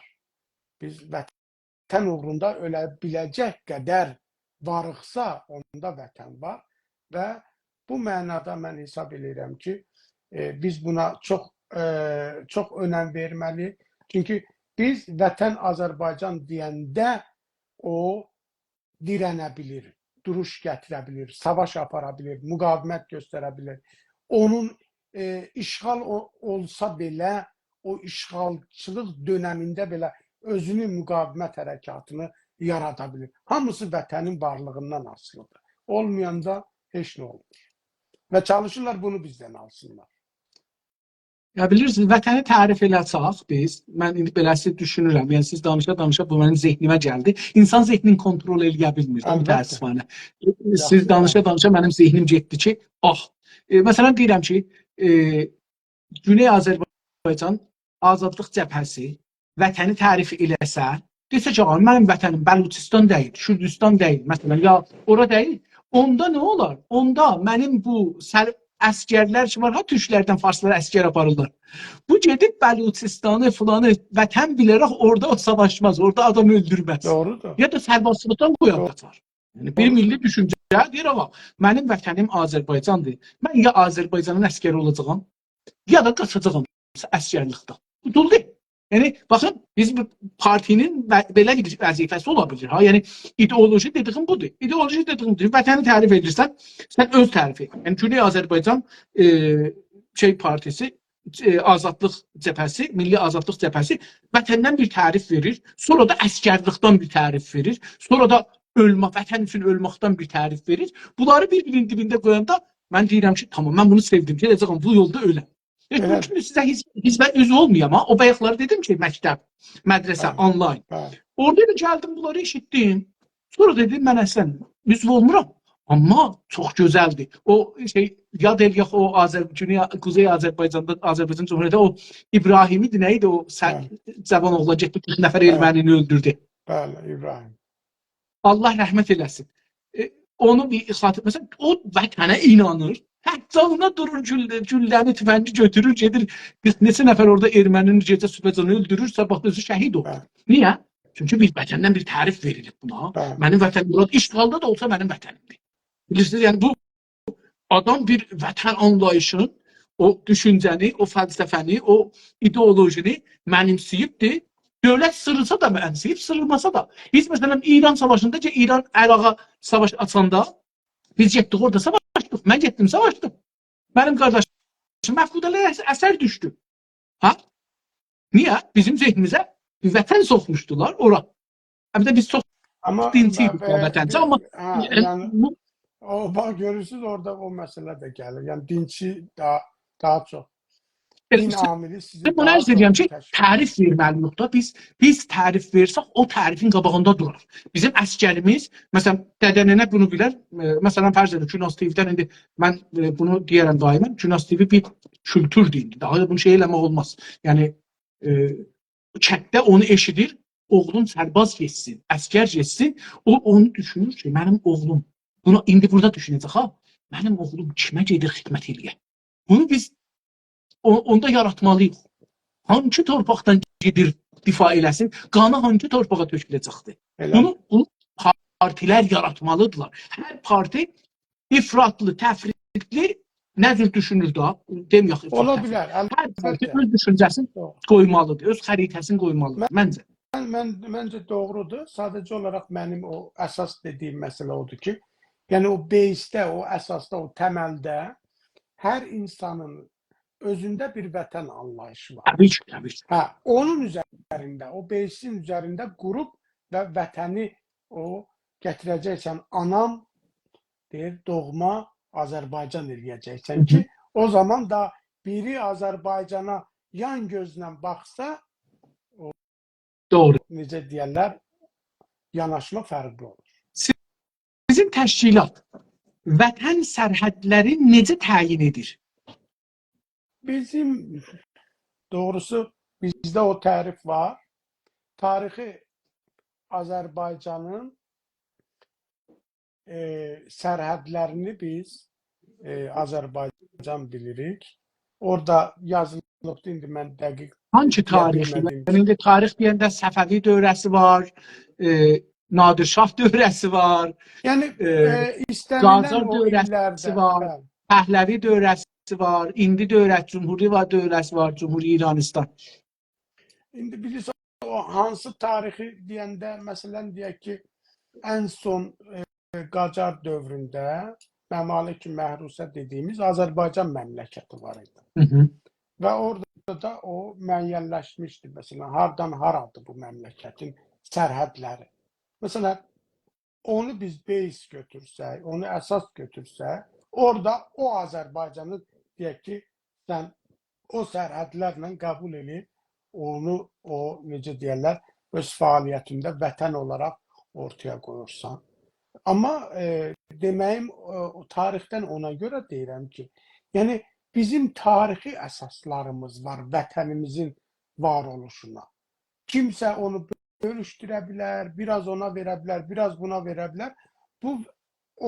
Məsələn, bunu buraya götürüb Gilana verib, sonra da adını biraz dəyişdirəsən, filan bölgəyə verib, onun adını dəyişdirəsən, Azərbaycanlıqdan çıxardasan, o demək deyir ki, o Azərbaycan getdi. O getməyəcək. O dönəcək və adı da qayıdacaq. Və biz bunun örnəyini deyək ki, Qarabağ Savaşı, 2-ci Qarabağ Savaşında və sonraki proseslərdə görürük. İndi mən burada bir sual gəldi zehnimə. Qacar nəqşələrinə görə Kürdistan yoxdur, ya bir yer yoxdur. Yoxdursa da yoxdur da. İndi siz onu necə görürsünüz? O, yəni, əlan o şəraitə baxmaq, çünki orada ictimai, siyasi, başqa məsələlər, amma deyək ki, səbəbi nədir? Necə olub ki, bu gerçəkdən yoxdur, ya biriləri... Yox, o necə baxmıyor. Türkiyə deyir ki, Kürdistan adında bir şeyi rəsmiyyətə tanımıram, yoxdur. Hər kəs Kürdistan istəyir, keçsin Əraqa. Ya bunu rəsmən dedi. Özü ona dedi teröristan. Çox gözəl ad qoydu. Dedi teröristan. Amma indi məsələn siz buyurursunuz ki, Qacar dövrünün son xəritəsini biz qəbul edirik. Misal olaraq. Aha. Misal olaraq dedim mən. Amma ona görə mən o sualı soruşdum ki, Kürdistanı nə edəcəksiniz? İndi bir dənə İranda bir Kürdistan yaratdılar. Yox, benim o da yani onu misal olarak dedim ki bizim ümumiyyətlə bir tarihi torpağımız var. O biri bizim içimizde Ermənistan yaradılıbdı. Və bu günləri Paşinyan ona dirənib, buranı gətirin, rəsmiləşdirin bizim adımıza. Ama aslında o yoxdur axı orada. Saxta tarix var. Bəzi şeyler var ki, o zaman içinde öz həllini tapacaq. Önemli budur ki, Azərbaycanlılar, biz Azərbaycan Türkləri bilək ki, bizim vətənimizin adı da, özü də, tarixi də əski tarixi dəyərlərə, kültürlərə Bu əsaslanan bir məsələ. İsraillər bir gözəl iş görüblər. Bir dənə bayraq çəkiblər, bir ulduz. Hə. Üstdən bir xətt, aşağıdan bir xətt. Deyir ki, bu ikisinin arası İsraildir. Mən düzdür, qələtli işim yox ha. Amma bir dənə ideyanı qoyub ora, ideoloji yaradıbdır. İndi deyirlər Nil ilə Fəratın arasında, Misri ilə tutur, gəlir ta Əraqda, bu Fərat da Türkiyədə Əraqdadır. Deyir ki, bunun arası özünə bir vətən seçibdir. Zorum çatanda alacaq. Zorum çatması da heç. Amma zorum çatacaqdır. İndi 10 min ildən sonra zorum çatacaqdır. Bəli, mən bu 10 min ilə bu şeyi yetirəcəyəm. Yəni bu insanları, bu gücü yetirəcəyəm ki, buranı alsın. O bayrağın tərifində onu deyirlər, bağışlayın. Ya elə biz siz belə şayələrin şeyindən deyirsiniz. Şayələrin əsasında deyirəm. Onda Bu niyə deyirsiniz? bəlkə məktub olaraq yazılmayıbdır. Bəlkə məktub, amma bunu ideoloji olaraq mən də eşitmişəm, siz də eşitmişsiniz, hamı eşidibdir. Bu ideoloji olaraq eşidilir. Məsələn, Kürdistanı məsələn bilirik ki, ya Ermənistan, böyük Ermənistan, bilirik ki, rəsmi halətdə demir ki, bura mənimdir, amma xəritələr çıxır ortaya. Tamam, yəni bir dənə ideoloji qoyur ortaya. Farslar rəsmi olaraq demir ki, məsələn, o cürdür, bu cürdür. Ya dövlət olaraq demir. Amma məsələn görürük ki, Azərbaycan da bizimdir, filan da bizimdir, filan da bizimdir deyə iddiaları var. Yəni bir dənə ideoloji yaradır. Yaradır ama sonunda bilirsiniz o öz yarattığı yani gerçek değilse o gelirsen onun tuzağına düşürsen. Bak şimdi bu dəqiqə Paşinyan nə deyir? Misal ondan getiren çünkü gündemde o. O deyir ki biz özümüz öz başımıza bəla oldu. Bu Daşnaksion, o birisi, bu birisi təşkilatlar bizi anlattılar. Dediler ki Türkler pisdir, Türkler soykırım törədir. Biz bu yalancı soykırımı uydurduq. İndi bak görün ne güne düşmüşük. Amma Biz onun indi qarşısında da İranın siyasətini görürük ki, Hilal şeyi düzəldib da, deyir ki, Əraq da mənimdir, Suriyə də mənimdir, Lobnan da mənimdir, Filistin də mənimdir və onları da idarə də edirəm. Baxın, demək bu Hilal deyir Ərəbi ki ama içinden indi bu dəqiqə Əfqanlı muhacirlər İranda en azı bir 7-8 milyon muhacir var. Bu özü indi deyirlər özlərinə onlar üçün bir əmniyyəti təhlükədən söhbət gedir ki, əmniyyət milli təhlükəsizlik problemi yaradıbdı artıq onlara və bu bir şey seçkilərdə də bilməz, neçə min milyar da pula baxar. İntixabat ha oldu bu seçkilər. Bu seçkilərin pulun qoysalar, o Əfqanların hamısın belə ölümə də göndərərlər, sərbaz elərlər, göndərərlər, İsraildə belə savaşarlar. Bu qədər. ola bilər yəni. Pul güc. Ola bilər o cürdə eləsin, amma deməyim odur ki, nəhayətdə öz başına bəla. Yəni Pəhləvi də bu işlərdən çevirdi. İndi o biraz başqa formada elədi. Müxtəlif qrupları, ölkələri, onlara qarşı olanları buna qarşı belə dəstəklədi, pul verdi, silah verdi. Amma indi bu rejim onu biraz da təkmilləşdirib, həm də özü terror. O ideoloji da, dedim ideoloji yaradıbdır, vətən ideolojisi. İnsanlar onu fürsət olsa, gücləri olsa, bomb atomları olsa, mən deyirəm gedərlər qabağa.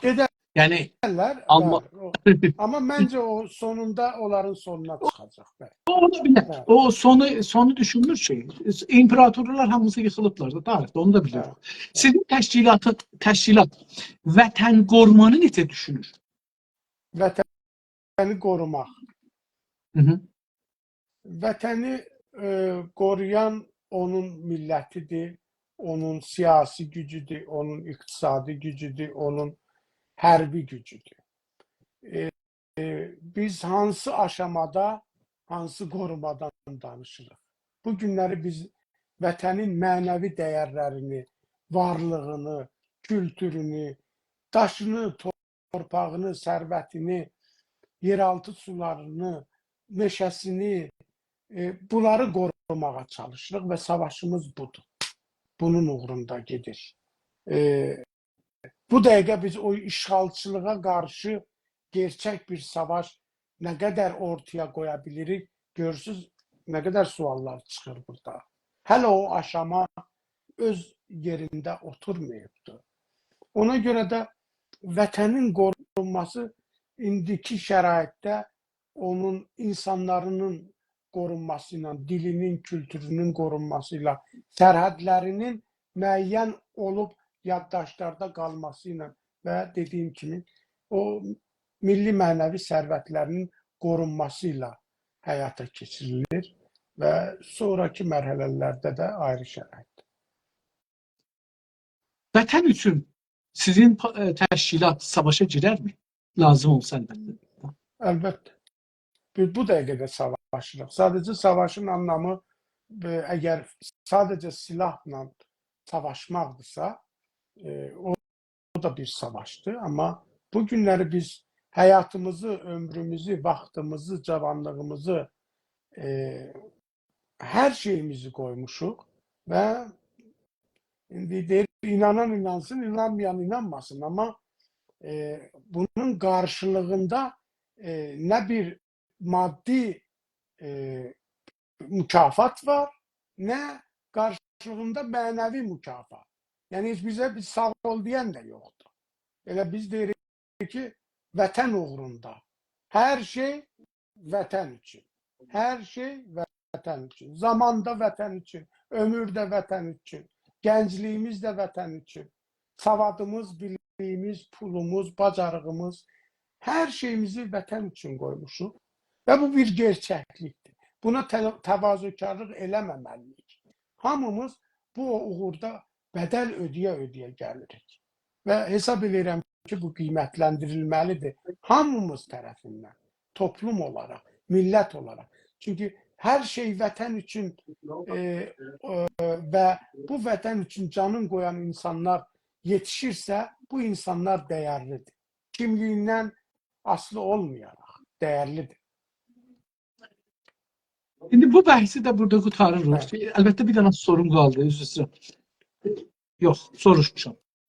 Keçək millət və qovm bəhsinə. Görək ki, bu millət və qovm nədir və sizin parti nə düşünür? Sizin təşkilatın tərifi millətdən hangi özəllikləri içinə alır? Sonra da tərifini soruşacağam. İndi istərsə ikisini bir yerdə bilərik. Tarixi, torpağı, coğrafi ərazisi, o dili, mədəniyyəti olan, dövlətçilik qurmuş bir toplum və bu kimi özəllikləri daşıyan bir, hər halda millət olmaq istəyən, həm də onun dövlətini qurmağa çalışan həm də bir millət. Gözəl. Və sizin təşkilatda kimlərə millət deyilir? Kimlərə şəxs olur? Kimlər? Yox. Yəni kimlər cəm olur deyirəm və bir də ki, məsələn, nəyə millət deyirsiniz? Belə soruşun onda bəs. Ya nələrə millət deyirsiniz? Ya millət qavramın kimlərə işlədirsiniz?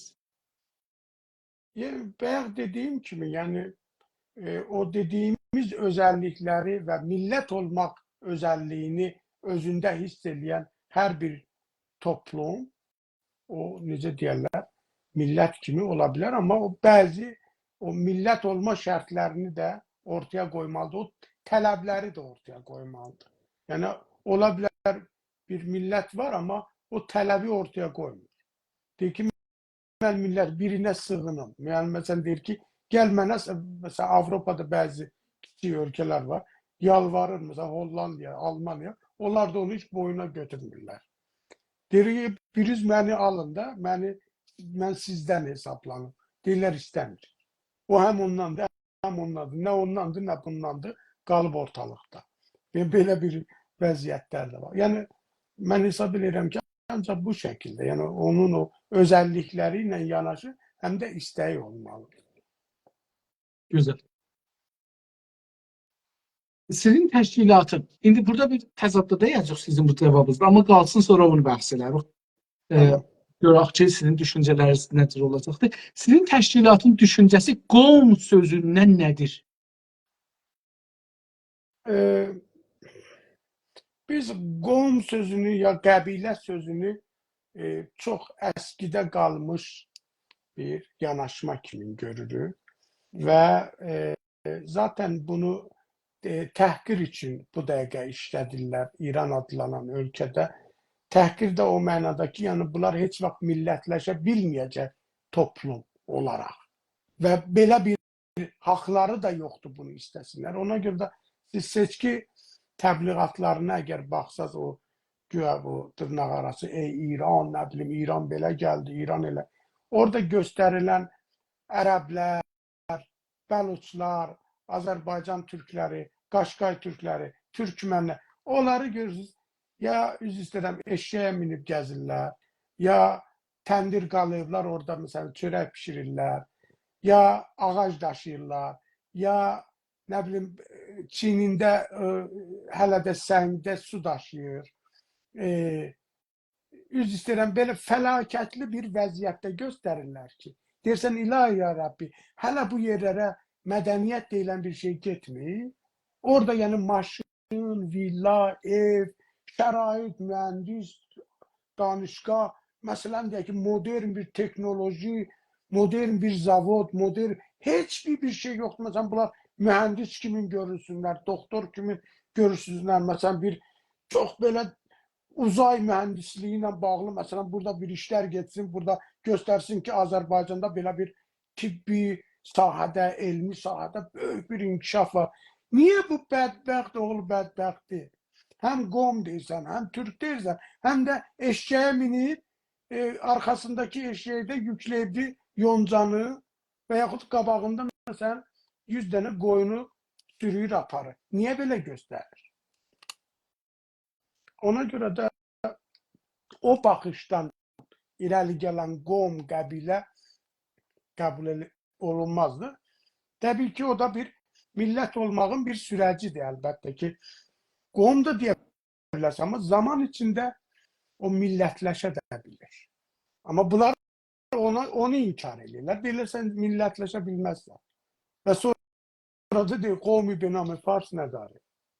Doğru, doğru. Sizin təşkilatın siyasi və ideolojik düşüncələrində qovm sözü kimlərə deyilir?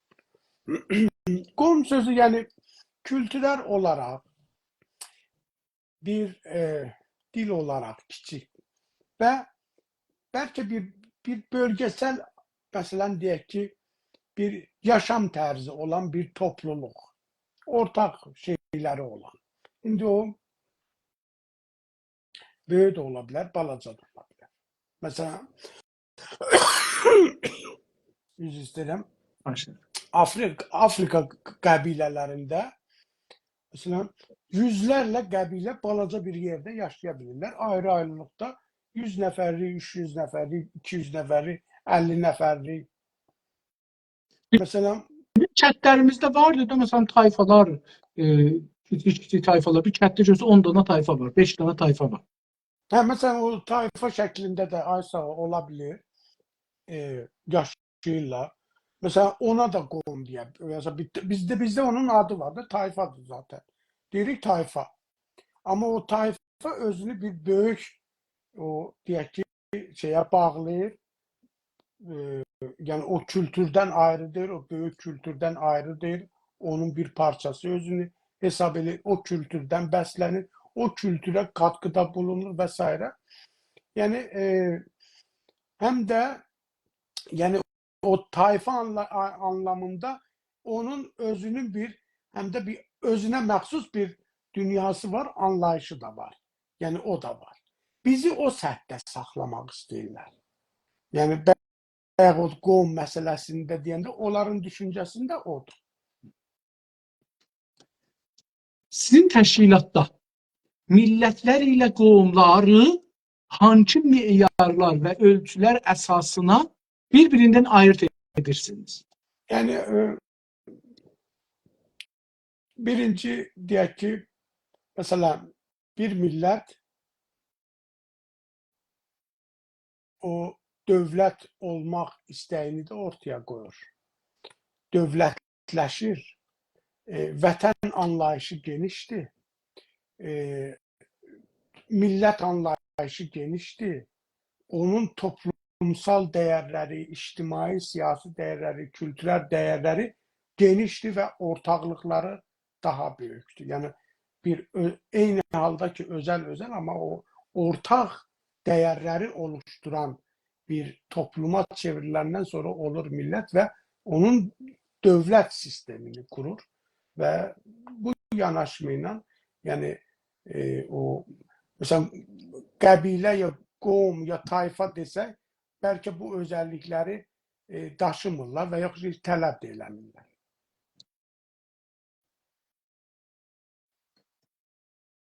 İndi bu ölçüləriniz nə oldu? Nə cür bunu ölçürsünüz? Millət ilə bunu nə cür ölçürsünüz? Ya mən başqa fərqin demək istəyirsiniz? Yox, fərqin ki bildik. Amma yəni məsələn nə bir şey. Məsələn İranlılar deyirlər ki, farslar. Azərbaycanlılar millət deyil. Qovmdur. Ya türklər qovmdur. İndi biz istiyoruz millət. O ölçü ki biz onunla deyirik qovmuq nələrdir? Nələr məsələn bizi qovmudan nə milləti ayırd edir? Deyir, bəri başdan deyim, bizə belə deyirlər. Mən ona uyğun cavab verim. Çünki qovm, onun baxışı ilə dediyi qovm, odur ki, bayaqları mən ona vurğulamağa çalışıyorum. O da onun yəni, başlısı. o istəmir dövlət olma. Yəni, dövlət olma özəlliyin səndə yoxdur. Olmayacaq da. Heç tələb də eləmə. Sən o kapasitədə deyilsən. Amma biz gətiririk, Azərbaycan deyirik, bunun torpağı var, tarixi var, keçmişdə dövlətçilik ənənəsi var.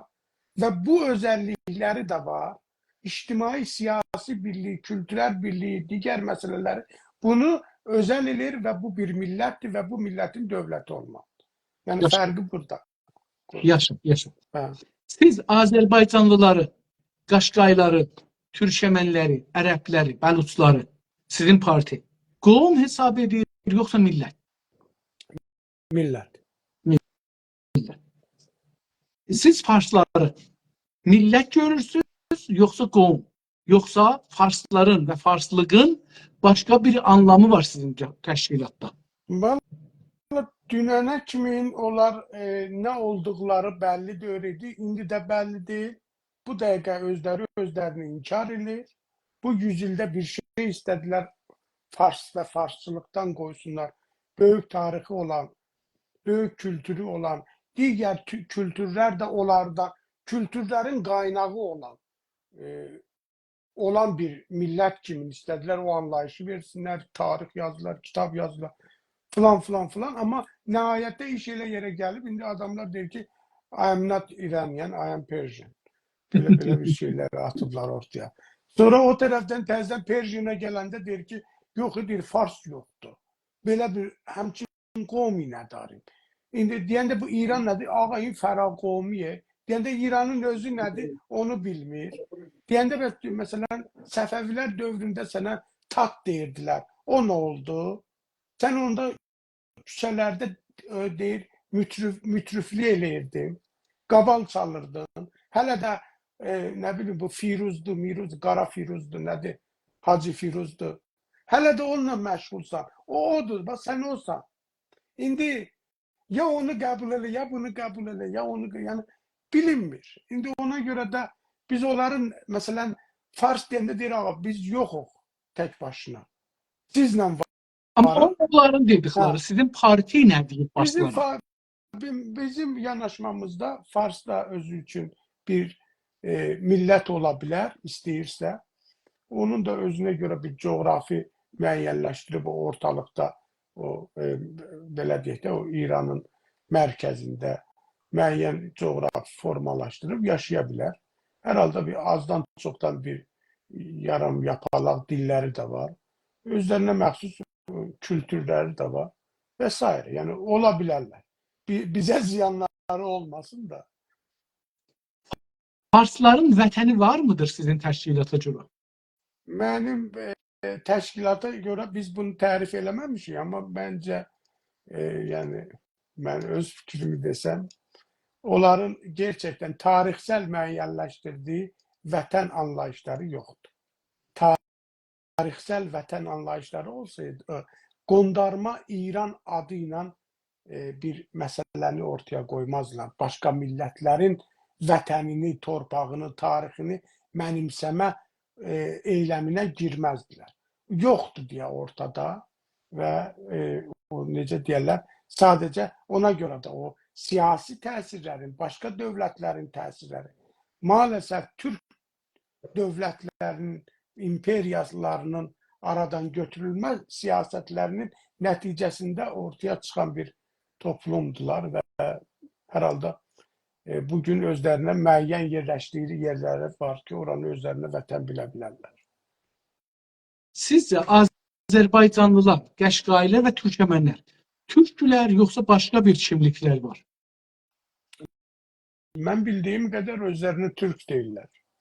Yəni o kültürdür və yəni o kültür olaraq o Türk kültürünə özünə aid bilirsə o Türkdür. Evet. Geçək milli mənafe haqqında danışaq. Görək ki, milli mənafe sizin partidə, təşkilatda nədir? Milli qavramı, milli özü, bu milli kəlməsi, bu qavramın nə deməkdir? Milli bir sıra mənə elə gəlir ki, bir sıra yəni bir toplumun ortaq inancında ortaqlaşan dəyərlərin toplusu, məcmusu. Amma o məsələn deyirik ki, Azərbaycan türkçəsi, bizim dilimiz, bizim milli dəyərimizdir. Biz o dəyərlərlə ölçdüyümüz dəyərlərin birləşdiyi məsələlər. Vətən məsələn bizim milli dəyərimizdir. Və ona uyğun o milli mənafe, ona uyğun milli anlayış, ona uyğun bir çox anlayışlar və təriflər ortaya çıxır. Yəni bir millətin ortaq dəyərləri. Milli mənafe və çıxarları necə tərif edirsiniz sizin təşkilatda? Konkret tərif əgər baxır da hansı məsələlərdə tərif ortaya qoyursan, milli mənafe deyəndə. Mən yəni siyasi nöqteyi nəzərdən milli mənafe deyəndə onun təriflərin ümumi tərifində yox, amma yanaşmasında fərqli məsələlər ola bilər. Amma milli mənafe dediyimiz elə o kültür, dil, iqtisadi maraqlar, siyasi maraqlar, yəni o toplumun bütün o maraqlarını özündə ehtiva edən o dəyərlər milli mənafe hesab olunur və onlar adətən əsas qorunması gərəkən məsələlər kimi ortaya çıxır. Əslində siz milli mənafelər nələrdir onları deyirsiniz. Yəni sayırsınız ki, bunlar milli mənafedirlər. Amma indi tərifi nədir milli mənafein ya milli çıxarların mənası, tərifi nədir? Ümumi tərifi, yəni milli mənafein ümumi tərifini necə desək, bəlkə sizin bir izahınız var, o izahı istəyirsiniz məndən işləsiniz. Yox, mənə çatmır sizin. Mənim özümün varıdır təbii, amma mən sizdən istəyirəm. Yəni sizin tərifiniz parti olaraq bunları çox belə rahatca tərif eləməniz lazımdır. Bizim tərifimiz var parti, amma məsələn siz bayaqları söhbət elədiniz o konkret söz tərifdən, söz olaraq. Təbii ki, o tərif o anlamda cümlələrlə tərif deyil bizdə. Anlayış olaraq tərifdir. Anlayış olaraq yanaşmadır. Ona görə də mən o yanaşmanı deyirəm, siz mənə deyirsiniz ki, siz konkret tərif deyin, təşkilatın tərifini. Ona görə mən o məsələdə istəyirəm görəm ki, siz hansı tərifi istəyirsiniz eşidəsiniz? Yox, mən tərifi istəmirəm ki, sizdən. Deyəm ki, mənə görə tərif edin. Yox, Normalda partilər niyə düzəlirlər? Partilər bunlarda fərqləri olduğu üçün düzəlirlər. Da deyir, mən bunu belə düşünürəm. Mən də istəyirəm ki, görüm sizin parti nə düşünür? Məsələn, Mən də burada dedim, 5 parti hərəsi bir tərif verib, sizin partinin tərifi nədir?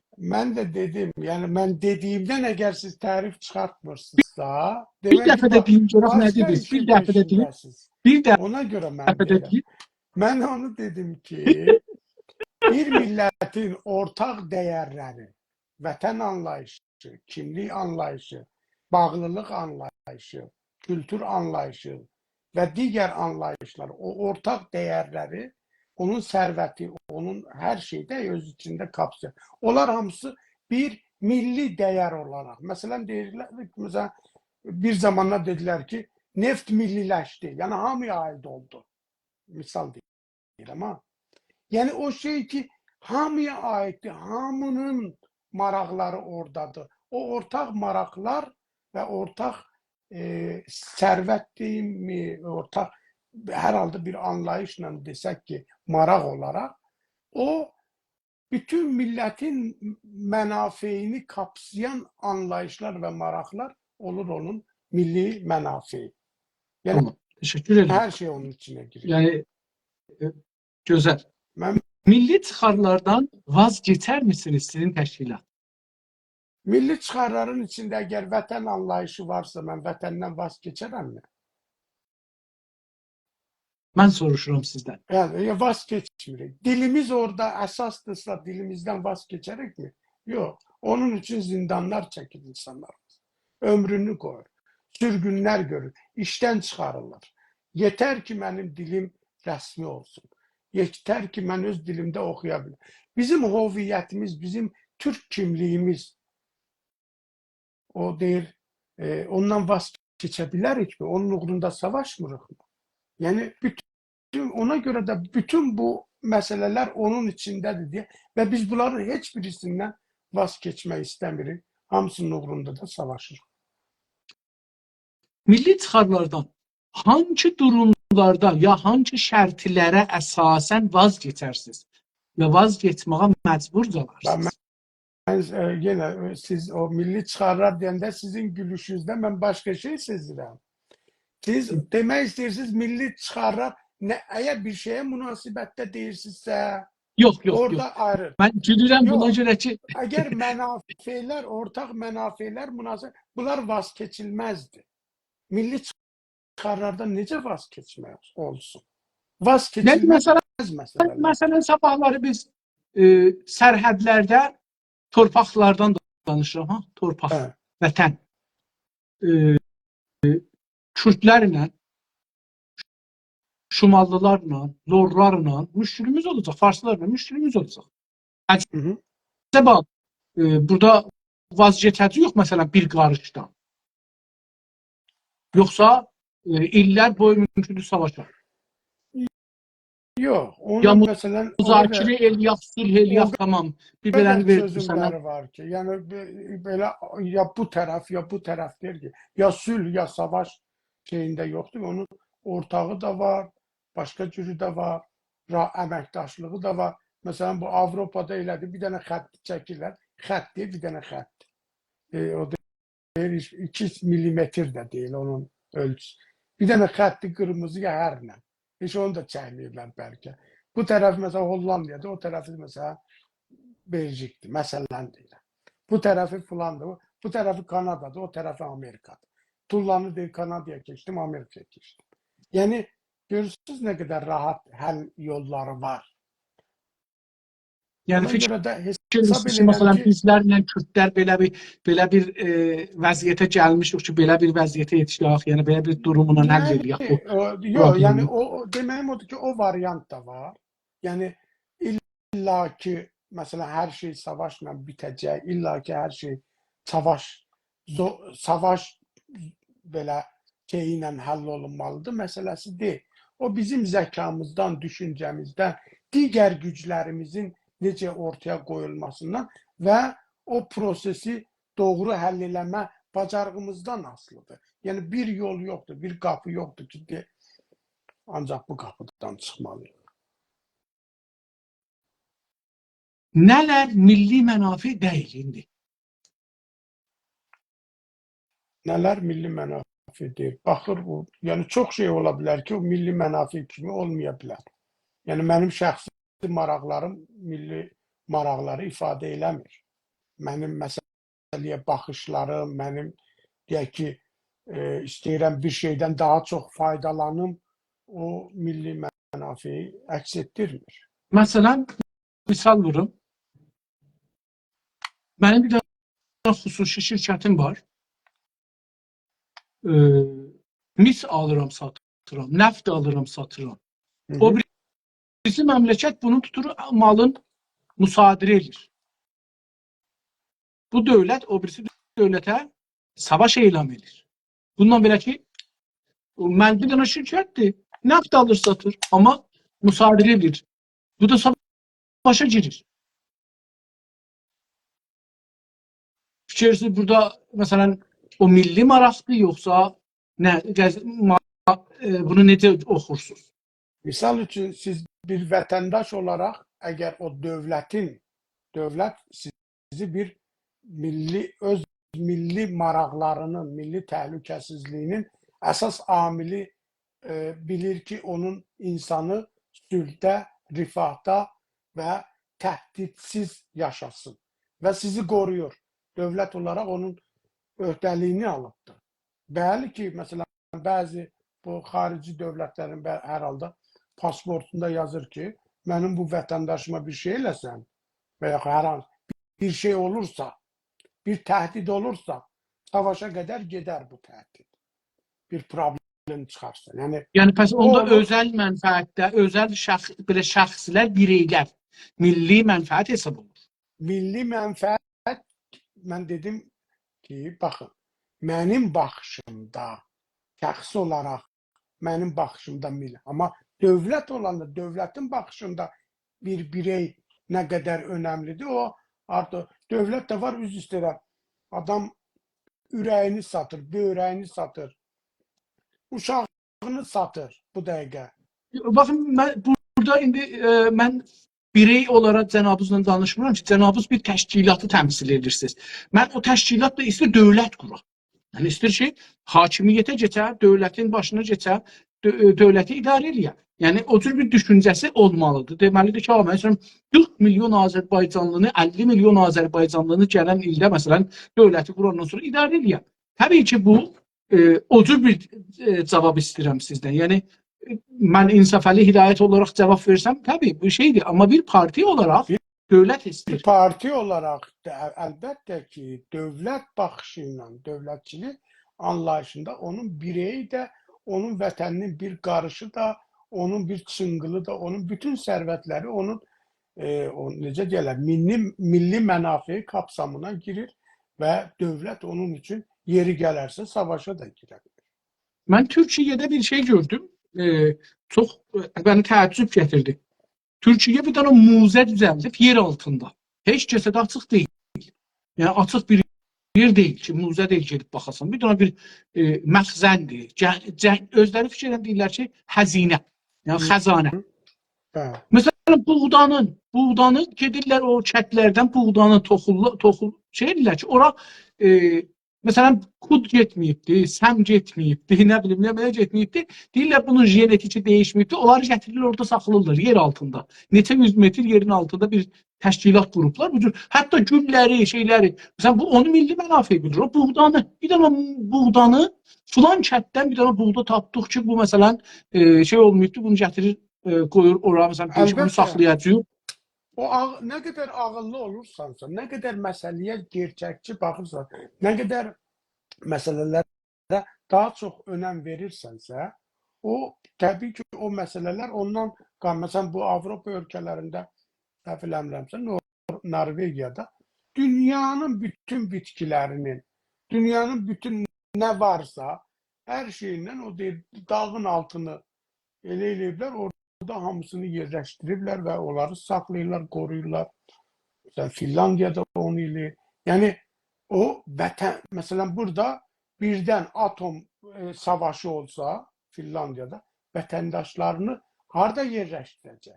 Necə onun təhlükəsizliyi olaraq qoruyacaq? Onun bir il müddətinə yeməyini necə təmin eləyəcək? Hamısı həll olunubdur, təmin olunubdur, hazırdır. Yəni bir dənə o təhlükə siqnalı gəlsə necə təxliyə eləməlidir? Və yəni deməyim odur ki, o baxır o dövlət nəyə, necə münasibəti var. Bəzi dövlət var, vətəndaşı gedir, qırılır, heç vecinə də deyil. Gedir, min cür şeylərə qoşulur, heç vecinə də deyil. Yəni baxır, biz nəyi milli mənafe və hesab edirəm ki, bunlar o dediyimiz, yəni çox zəruri məsələlərdir ki, bunların ciddi tərifləri verilməlidir. Millət Amma inanmalıdır indi ki, orada yenə sualımı təkrar edirəm. Nələr, hansı düşüncə ya hansı bir şey milli mənafe deyil? milli mənafe dövlət üçün, Təbii ki. dövlətçilik yanaşmasında. Təbii ki. Mən onu biraz çətindir bəlkə demək ki, məsələn, milli mənafe nələr olmaya bilər. Yəni o dövlət üzərinə götürdüyü sorumluluqlarla, yəni nələri vəd edir, nələri qorumalıdır bir dövlət olaraq, hansı məsələləri öz üzərinə götürür və qoruyur, onları o şəkildə müəyyənləşdirir. İndi orada nəyi milli mənafe deməyə bilər, nələri biraz azaldar, çoxalda bilər, o hər halda hesab edirəm ki, yeni bir baxış gərəkdirir. Amma sizin özəl bir misalınız varsa deyin, onu tartışaq. Ben mesela düşünürdüm ki eğer her biri o şey için o birisi milletlerin ve devletlerin karşısında koymaya bizi o milli olur. Milli olmur. O şey ki bizi o birisi devletlerin karşısında koya o ben böyle bir tarif veririm özümden. Yani diyorum ki her bir konu bir hadise her ne haber ki bizi o qonşu ya qeyri-qonşu dövlətlərin qarşısında qoyuyor, o millidir. Əgər qarşısında qoymasa, iç məsələmiz olsa qeyri-millidir. Əlbəttə içsə də milli olur ha. Məsələn, fərzən deyək ki, bahlar və əşkəs düşdü. Bir dənə milli məsələdir. Amma məsələn, beləsi bir tərif verəndə deyirəm ki,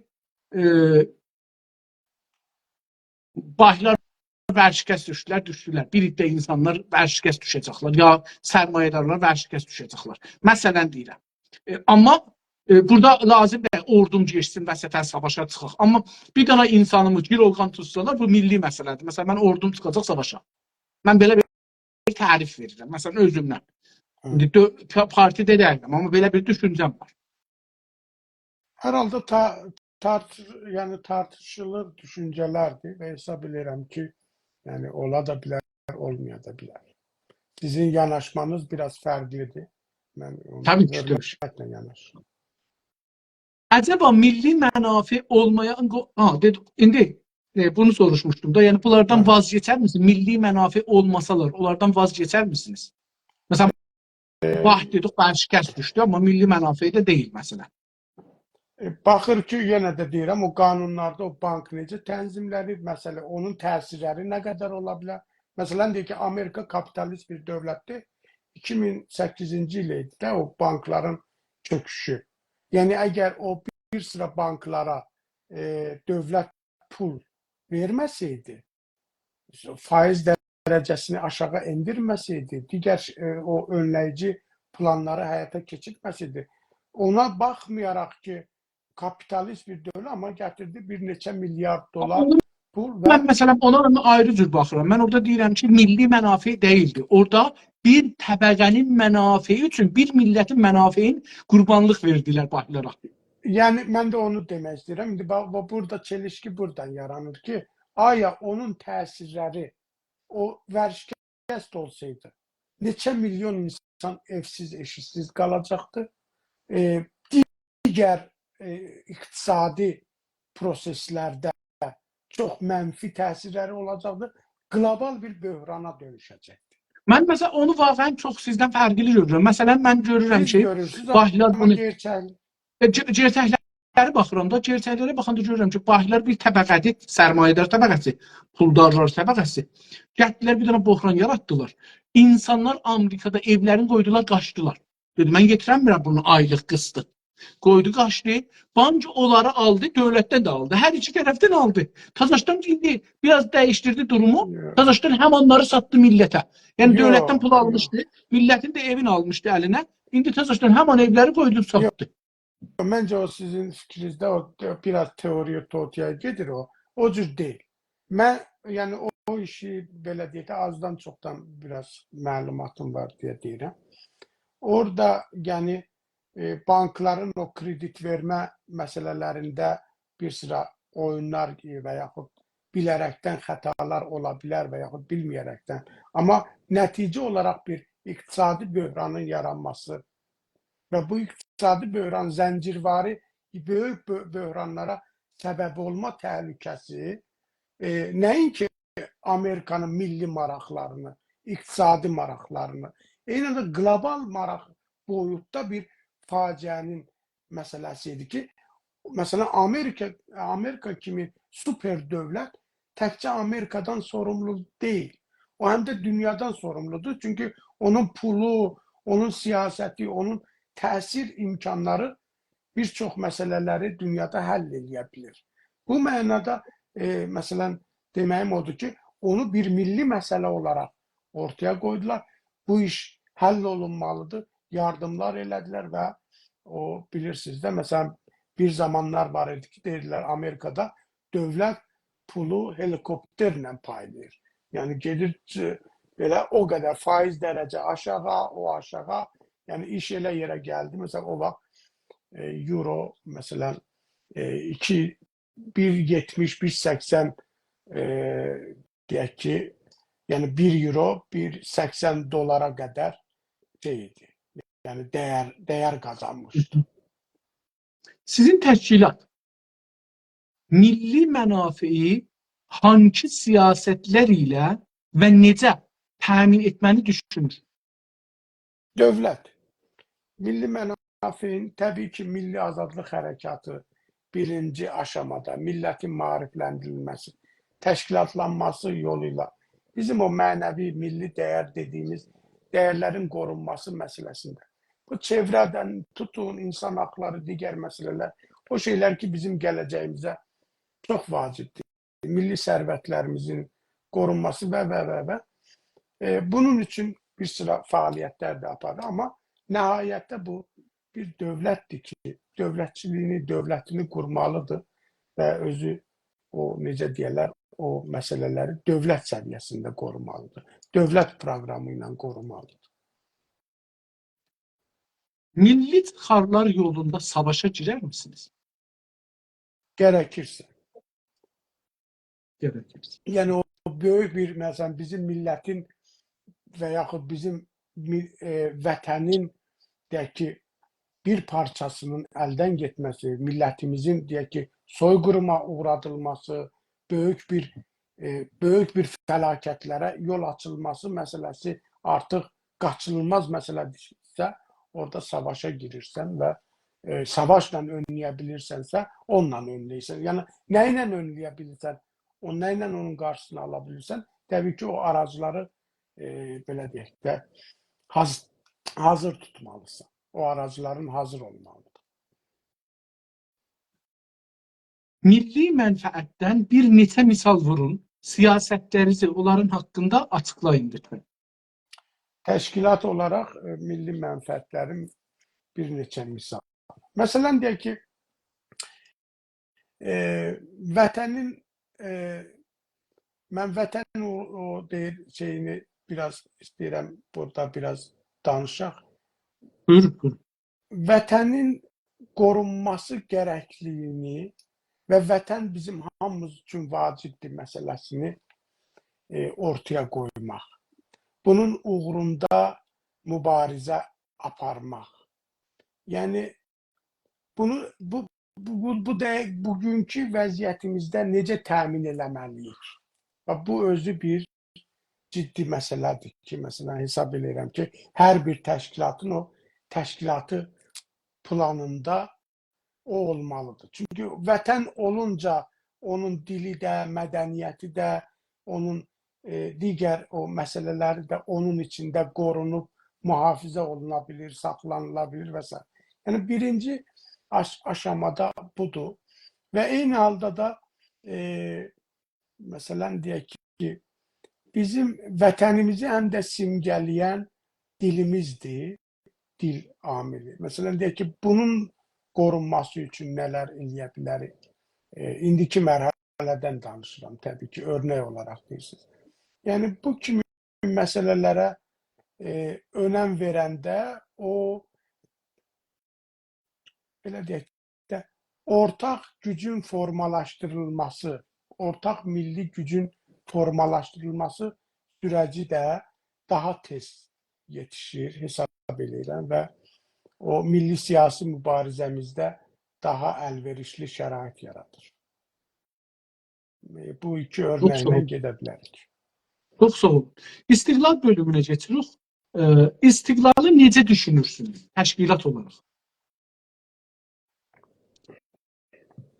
İstiqlal bir millətin haqqı olaraq düşünürük və biz o millətdənik ki, o haqq bizimdir və biz dövlət qurma haqqımız var, istiqlal haqqımız var, işğalçını vətənimizdən çıxarma haqqımız vardır və bunu biz özümüzə rəsmiyyətə tanımalıyıq. Yəni bundan çəkinməməliyik. Biriləri çalışır ki, bunu qorxulu, bunu nə bilim nə, bunu ay amandır, bunu deməyin hələ. Yəni başqalarından asılı saxlamaq ideyalar bu təhlükəlidir. Əcəba sizin partiya əslən istiqlalı tərif eləyib ki, mənzuru istiqlalda nədir? Bir teorik bu qavramı teorik olaraq atıb meydana ki, biz istiqlal sözündən bunu düşünürük. İstiqlalın tərifi bizdə əgər belə ümumi tərif, çünki belə konkret olaraq demirəm, çünki o elə bir tərif yazılmır. Amma ümumi tərifdə götürsək, orada dövlətçilik anlayışı çərçivəsində bir istiqlal ki, orada bir millətin əməyi ilə ortaya çıxır. Yəni zaman biz bu əməyi vermişik də alınmayıb bu dövlətçilik uğrunda mübarizəmiz. Və mən hesab edirəm ki, başqaları bizə gətirib bir gəlin elə siz də, bu da istiqlal, bu da sizin. Məsələn, bəzi yerlərdə o xəttlər çəkiblər ya, o cür yox. O hər zaman o xəttləri istədikləri vaxt sağa sola, irəli doğru, irəli geri götürə bilərlər.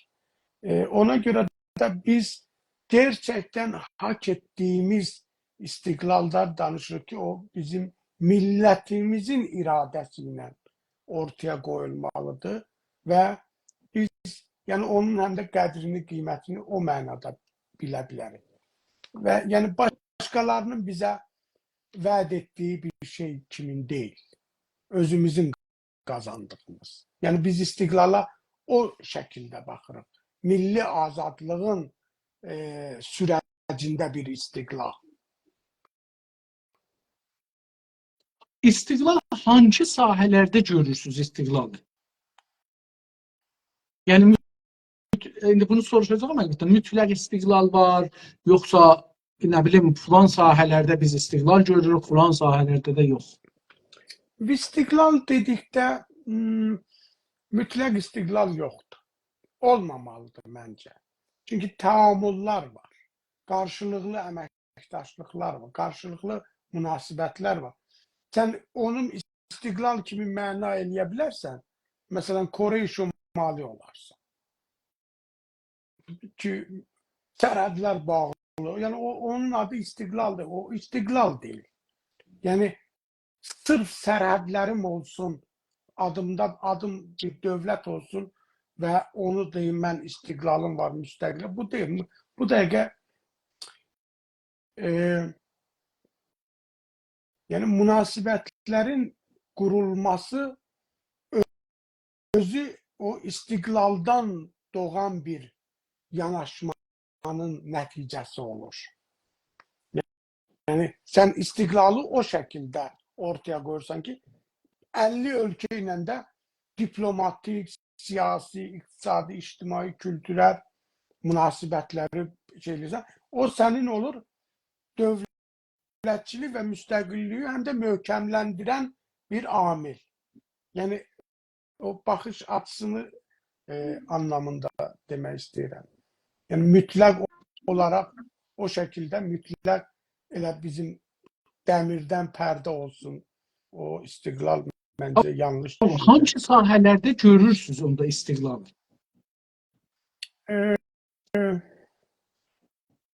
Kültürel, siyasi, vətən, coğrafi sahədə, yəni bu anlamda dövlətin iç işlərinə başqalarını qarışdırmırsan, millətin iradəsinə başqa iradələrin, başqa siyasətlərin təsirinə imkan vermirsənsə, bu mənada istiqlal. Yəni imkan verirsən, mən başqa millət ya başqaları bizim əvəzimizə təsmin tutmamalıdır. Qərar verməməlidir. Biz o haqqı ona tanımamalıyıq. O bizimdir, o bizim elə istiqlalımızın mənası oradadır. Biz özümüz o qərarı verməliyik. Bir dənə fars, bir dənə nə bilim başqa bir toplum gəlib bizim əvəzimizdən qərar verə bilməz. Bunu istə, bunu istəmə, bu sənin olsun, sənin xeyr. Xeyr. Biz bunu istəyirik.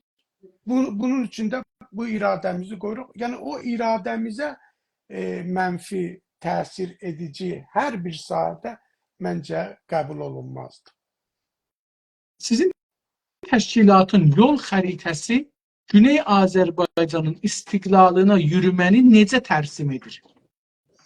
Biz belə tərsim edirik. Mən keçən dəfə danışdıq minimum və maksimum. Siz onu biraz dikey ya belə yuxarıdan aşağı kimi ya aşağıdan yuxarı kimi o yatay bir formadadır. Yəni bu belə bir sürəc olaraq. O sürəcin öz aşamaları var. Yəni bu dəqiqə biz dil uğrunda mübarizəmizi 15-ci maddə ilə əsaslandırırıq. Beynəlxalq hüququn o deyək ki, insan haqlarına əsaslandırırıq. Sonra bir sıra o mədəni, siyasi konvansiyonlara əsaslandırırıq və onu tələb edirik. Yəni ona bir haqlı gərəkçə ortaya qoyuruq və deyirik ki, ey millət, və bu sənin haqqın olaraq hər yerdə rəsmiyyətə tanınıbdır və sən bunu həyata keçirə bilərsən, bunu tələb edə bilərsən. İndiki aşamada, baxın, bu bizim minimum haqqımızı əsaslandıran məqamlar və onun uğrunda savaş, onun uğrunda millətin iradəsinin ortaya çıxması, Türk dilində mədrəsə olmalıdır hər kəsə, Təbrizdə Pezeşkiyanın və yaxud başqalarının gözünün qarşısında deyilməsi, eşitdirilməsi çox önəmlidir. Və elə o mübarizənin əsaslarındandır. Ona görə də bizim milli fəallar o təhdid ola biləcək hər şeyi fürsətə çevirmə bacarığını ortaya qoyurlar və bu təqdirə layiqdir. Biz buna bəzi şey, hər şeyə biz mənfi baxanda onda heç nə düzəlmir. Burada müsbət bir baxışı ortaya qoyanda biz görürük ki, bu günləri o istəyi ortaya qoyan, bu günləri bizim istiqlala gedən yolda yolumuzu hamarlayır və mən dediyim odur ki, minimum haqqımız istiqlalımız qədər önəmlidir və o sürəci o önəmlə davam etdirsək, hesab edirəm ki, bizim istiqlal və yaxud minimum haqla maksimum haqq arasında sorunumuz olmaz və çox doğru bir yanaşma ilə milli hərəkətimizi gücləndirə bilərik. Gözəl, gözəl. İstiqlal üçün, mən bu sorunu soruşuram, bu birisi partilərdən soruşan, deyirəm, çox savaşdan danışırsan. İstiqlal üçün savaşa girər misiniz? Partiya olaraq. Tabii ki. Şəxs olaraq istiqlal üçün, bütün haqlarımız üçün mübarizəyə girərik. O mübarizənin bir parçası savaşdırsa, o da onun içindədir. Amma ondan öncə bizim çoxlu yollarımız da var mübarizə. Və o mübarizənin içində məsələn ən böyük savaşlarımızdan biri millətimizin oyanışı, təşkilatlanması, milli iradəsinin ortaya qoyulması üçün hərəkətə keçməsi və onun təmsilçiliyinə yol açan bir sürəcin formalaşması. Bu ən məncə önəmli məsələdir ki, bu hadisə baş verəndə, bu proses, bu aşama baş versə, növbəti məsələlərdə həm də o savaşların, digər məsələlərin qarşısı alınmış olur. Çünki sən gücü ortaya qoyursan, milli iradəni ortaya qoyursan, o zaman o iradəni görənlər onunla hesablaşırlar. Bu elə son baş verən hadisələrdə biz görürük. Bizə savaş açan fars faşizmi bu günləri baxır görür ki, güc kimdədir? Potensial da olsa güc kimdədir? Və bu önəmlidir. Bunun millətimizin də bilməsi önəmlidir. Çox açmıram, buyurun. İndi siz işarə buyurdunuz ki, milləti ayıtmaq məsələsi. Millətə hesab deyirəm, mən ayığımda gecədə 8 saat yata bilsəm yatıram, heç onda yatamıram, işləməyə məcburam.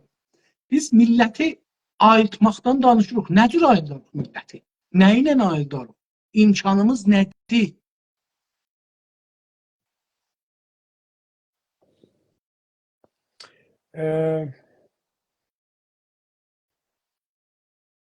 Əslində, bu millətin ayrılması, yəni hansı sürəcə xidmət edir? Hədəfi nədir? Yəni, biz bu dəqiqə desək ki, ayıl, deyəcək, nə üçün, sən kimsən, nə deyirsən, sən? Amma o qəbul edir ki, onun bir sıra haqları pozulur. O qəbul edir ki, onun Urmu gölü qurudulur. O qəbul edir ki, onun mədənləri oğurlanılır. O qəbul edir ki, o mühacirətə zorlanır. O qəbul edir ki, onun torpaqları zəhərlənir. O qəbul edir ki, onun vətən dediyi vətəni parçalanır, adları dəyişdirilir. Dağlarının, çaylarının adları dəyişdirilir. İnsanlarının dili dəyişdirilir. İnsanlarının adı dəyişdirilir. İnsanlarının kültürü, tarixi dəyişdirilir. Baxın, bundan yola çıxanda biz nə qədər ayığıq, nə qədər oyanışa ehtiyacımız var, nə qədər təşkilatlanmağa ehtiyacımız var və bu suallardır ki, o deyir, məsələləri ortaya qoyur. İstəyirəm, mən biraz boğazım. Okeydir, rahat olun. Mən də indi hələ feylən isti qaynar su gəldi. Limu, ondan sonra bal və sizdə rahatdır. Da sualı verib belə də oturursunuz qəşəng, deyirsən danış ki. Suallarım mənim sizin danışmağınızdan uzundur. Maalesef elə də olur. Doğrudur. Canım sağ olsun. Doğrudur, sağ olun. Ərz edeyim ki, bu iki bir milləti deyək ayıldaq, nədən ayıldaq məsələsidir və nə cür ayıldaq məsələsidir. Hər ikisini yetişir ki, əvvəl gərək məsələləri qoyaq, düşüncələrimizi o haqda qoyaq. Düşüncələr də mənim nəzərimə, mən şəxsən bu cür düşünürəm ki, həm fərdilər, bireylər məsələləri, düşüncələri qoymalıdır, həm təşkilatlar. Ortadan millət görə ki, bu mənim müşkülümmüş, mən fikirləşmirdim buna. Mən buna ayıq olmalıymışam, bilmirmişəm. İndi bunu bilməliyəm. Mütəəssifanə mən baxırım, görürəm ki, bizim təşkilatlarımızın bir çoxu, məsələn, çox şeyin üstündə fikirləşsələr də yazı görməyiblər topluma. Toplum deyək ki, tamam, mən bunlarda bilmirdim heç məsələ. Bireylərimiz də daha yəni, bireylərimiz də daha zəifdirlər. Yəni, təşkilatlara baxanda təşkilatların heç olmasa hərəsinin 5-10 dana adamı var. Düşüncə otağında otursunlar, danışsınlar, desinlər. Bireylər tərkdirlər, yəni onların yap belə bəxtləri də daha məhduddur. Məncə, biraz biz bunları çox ciddi düşünməliyik. Siz necə düşünürsünüz? Məncə də, təbii ki, düşünməliyik. Bizim, deyək ki, bizim çox şeylərə ehtiyacımız var hələ. Ama bunun o zərurətlərini ortaya koyanda bence o çok önemlidir ki, yani misal diye biz milli hərəkət deyəndə adam belə çox da belə özümüzdən diye baba boşta geçsin ne milli hərəkət. Sonra baxırsan bunun durumuna görürsən ki yaxşı mənə elə dedi ama bu heç nədən xəbəri yoxdur bu yazıq. Heç nədən xəbəri yoxdur. Yəni bu bilərəkdən də onu eləmir ki. Xəbərsizlikdən bilmir bir şey. Söhbət nədən gedir? Öyle o adamlara benziyor ki deyir, o azanın səsi mənim məsələn qoyun quzuma ziyanı var ya yox. Onunla ölçür. Mənim bu əkin sahəmə ziyanı var. Deyirlər yoxdur. Deyir onda dünya dağılsın. Yəni o orada məhdudlaşıb. Ona görə də bəy o vətən anlayışında dedik, o doğduğu yerdən o çıxmalıdır. Anam doğma vətənim, sən Azərbaycanım deyəndə axı onun dili gəlir, kültürü, digər məsələləri gəlir və bunun üçün görülməsi gerəkən çox işlər. Yəni çox işlər görülməlidir. Doğrudur. Yəni o insanları təşkilata cəlb eləmək, o insanları dərindən düşündürmək həm də bizim bir növ görevimiz olmalıdır hesab edirəm. Sizin üçün, yəni təşkilat üçün istiqlal önəmlidir, yoxsa rifah? İstiqlalda rifah. İstiqlalda rifah. Köləlikdə o rifah deyil ki. O köləlikdir yəni. Bu, məsələn biz Avropada yaşayırıq, Qərbdə yaşayırıq. Hər halda çox yaxşı yaşayanlarımız da var, şəraiti filanı. Amma o rifah ona o özgüvəni, özgürlüyü, vətəni, digər şeyləri də verirmi? Vermir. Öz aramızda. Vermir. Ona görə də istiqlalda rifah quracaqsansa bir şey olur. Yoxsa məsələn Tehranda bizim milyarder adamlarımız da var. Ya başka ülkelerde milyarder adamlarımız da var. Yani mən hesab edirəm Hətta ki, burada bilirsiniz də bireylərdən danışmırıq. Yəni milyarderlərdən danışmırıq ki, milyarderlərin sayı neçə nəfərdir? Ya Tehranda rifahda olanların türklər içi Tehranda rifahdadılar sayı neçədir? Amma məsələn milyonlar var ki, sübh saat 4-də durur gedir işə, gecə saat 11-də gəlir evə, 5-6 saat yata bilir, yata bilmir. Mən adam tanıram ki, 4 dəfə, 5 dəfə qolları, qıçları nəqqaşdır, düşübdür, sınıbdır. Elə bir zərrət düzəlməyib, gedibdir, çıxıb nəqqaşlıq orada evlənir. Yəni ciddi deyirəm, məsələn Tehrandan bir nə bilim Şəhriyardır, haraydı, orada yaşırdılar, nəqqaşların çoxu o məntəqədədir. Yəni adam sübh saat 4-də dura gələr Tehrana, 4-də 5-də dura gələr 8-dən yetişir iş yerinə. Axşam da gərək saat 11-də 12-də zorakı yetişir evinə ki, məsələn bir çörək yata bilməyən. Yəni bizim millətimizin əksəriyyəti belədir. Mən özüm də bu təbəqədən gəldiyim üçün, mən özüm də bu təbəqə adamıyam. Yəni kasıb ailəsindənəm, işləyən ailələrdənəm, zəhmət çəkən ailələrdənəm. Özüm də bu işlərin hamısını görmüşəm. Nəqqaşlıq eləmişəm, mexaniçlıq eləmişəm, nəccarlıq eləmişəm, kərpiçlə daşımışam. Yəni elə mən də onları da işləmişəm. Yəni onun üçün deyirəm. Yəni bizim millətimizin rifah deyəndə rifah, yəni ümum millət. O 40 milyonu yaxşı, heç olmasa bir 35-40 milyonu 39 milyon yarımı məsələn rifahda olsun.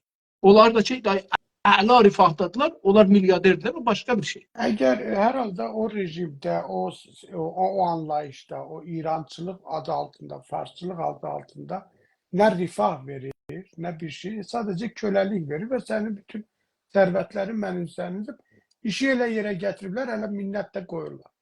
Yani Doğru. iş tam tersine çevrildi. Ona göre de millet yani o manada mariflənməlidir ki köləlikdən yani o rifahda köləlik anlayışından çıxmalıdır. Mən indi düşünürəm ki, əcəba biz əslən köləliyi məna eləmişik. Mən indi özüm düşünürəm, elə siz danışa zehnimə gəldi ki, niyə? Mən əslən bilmirəm, köləlik, ya nə mənə köləlikdə, məsələn, elə hamıya deyəndə deyirik ki, Məsələn, mən yadıma gəlir, bizim babalar kənddə bəziləri biraz ağzına çörək yeməyi var idi. Bir tikəsə icafə olanda bir dənə kasıbın uşağını da gətirirdilər, dökəriyorlar. O, bunların işlərini gördü, bunlar da onun yemağını verirdilər. Yemeği Köhnə verir. pul tabii. Ona Evet. deyirlər nökər. Evet. Axı, indi nökər elə fəqət odur, yoxsa bir ayrı mənası var.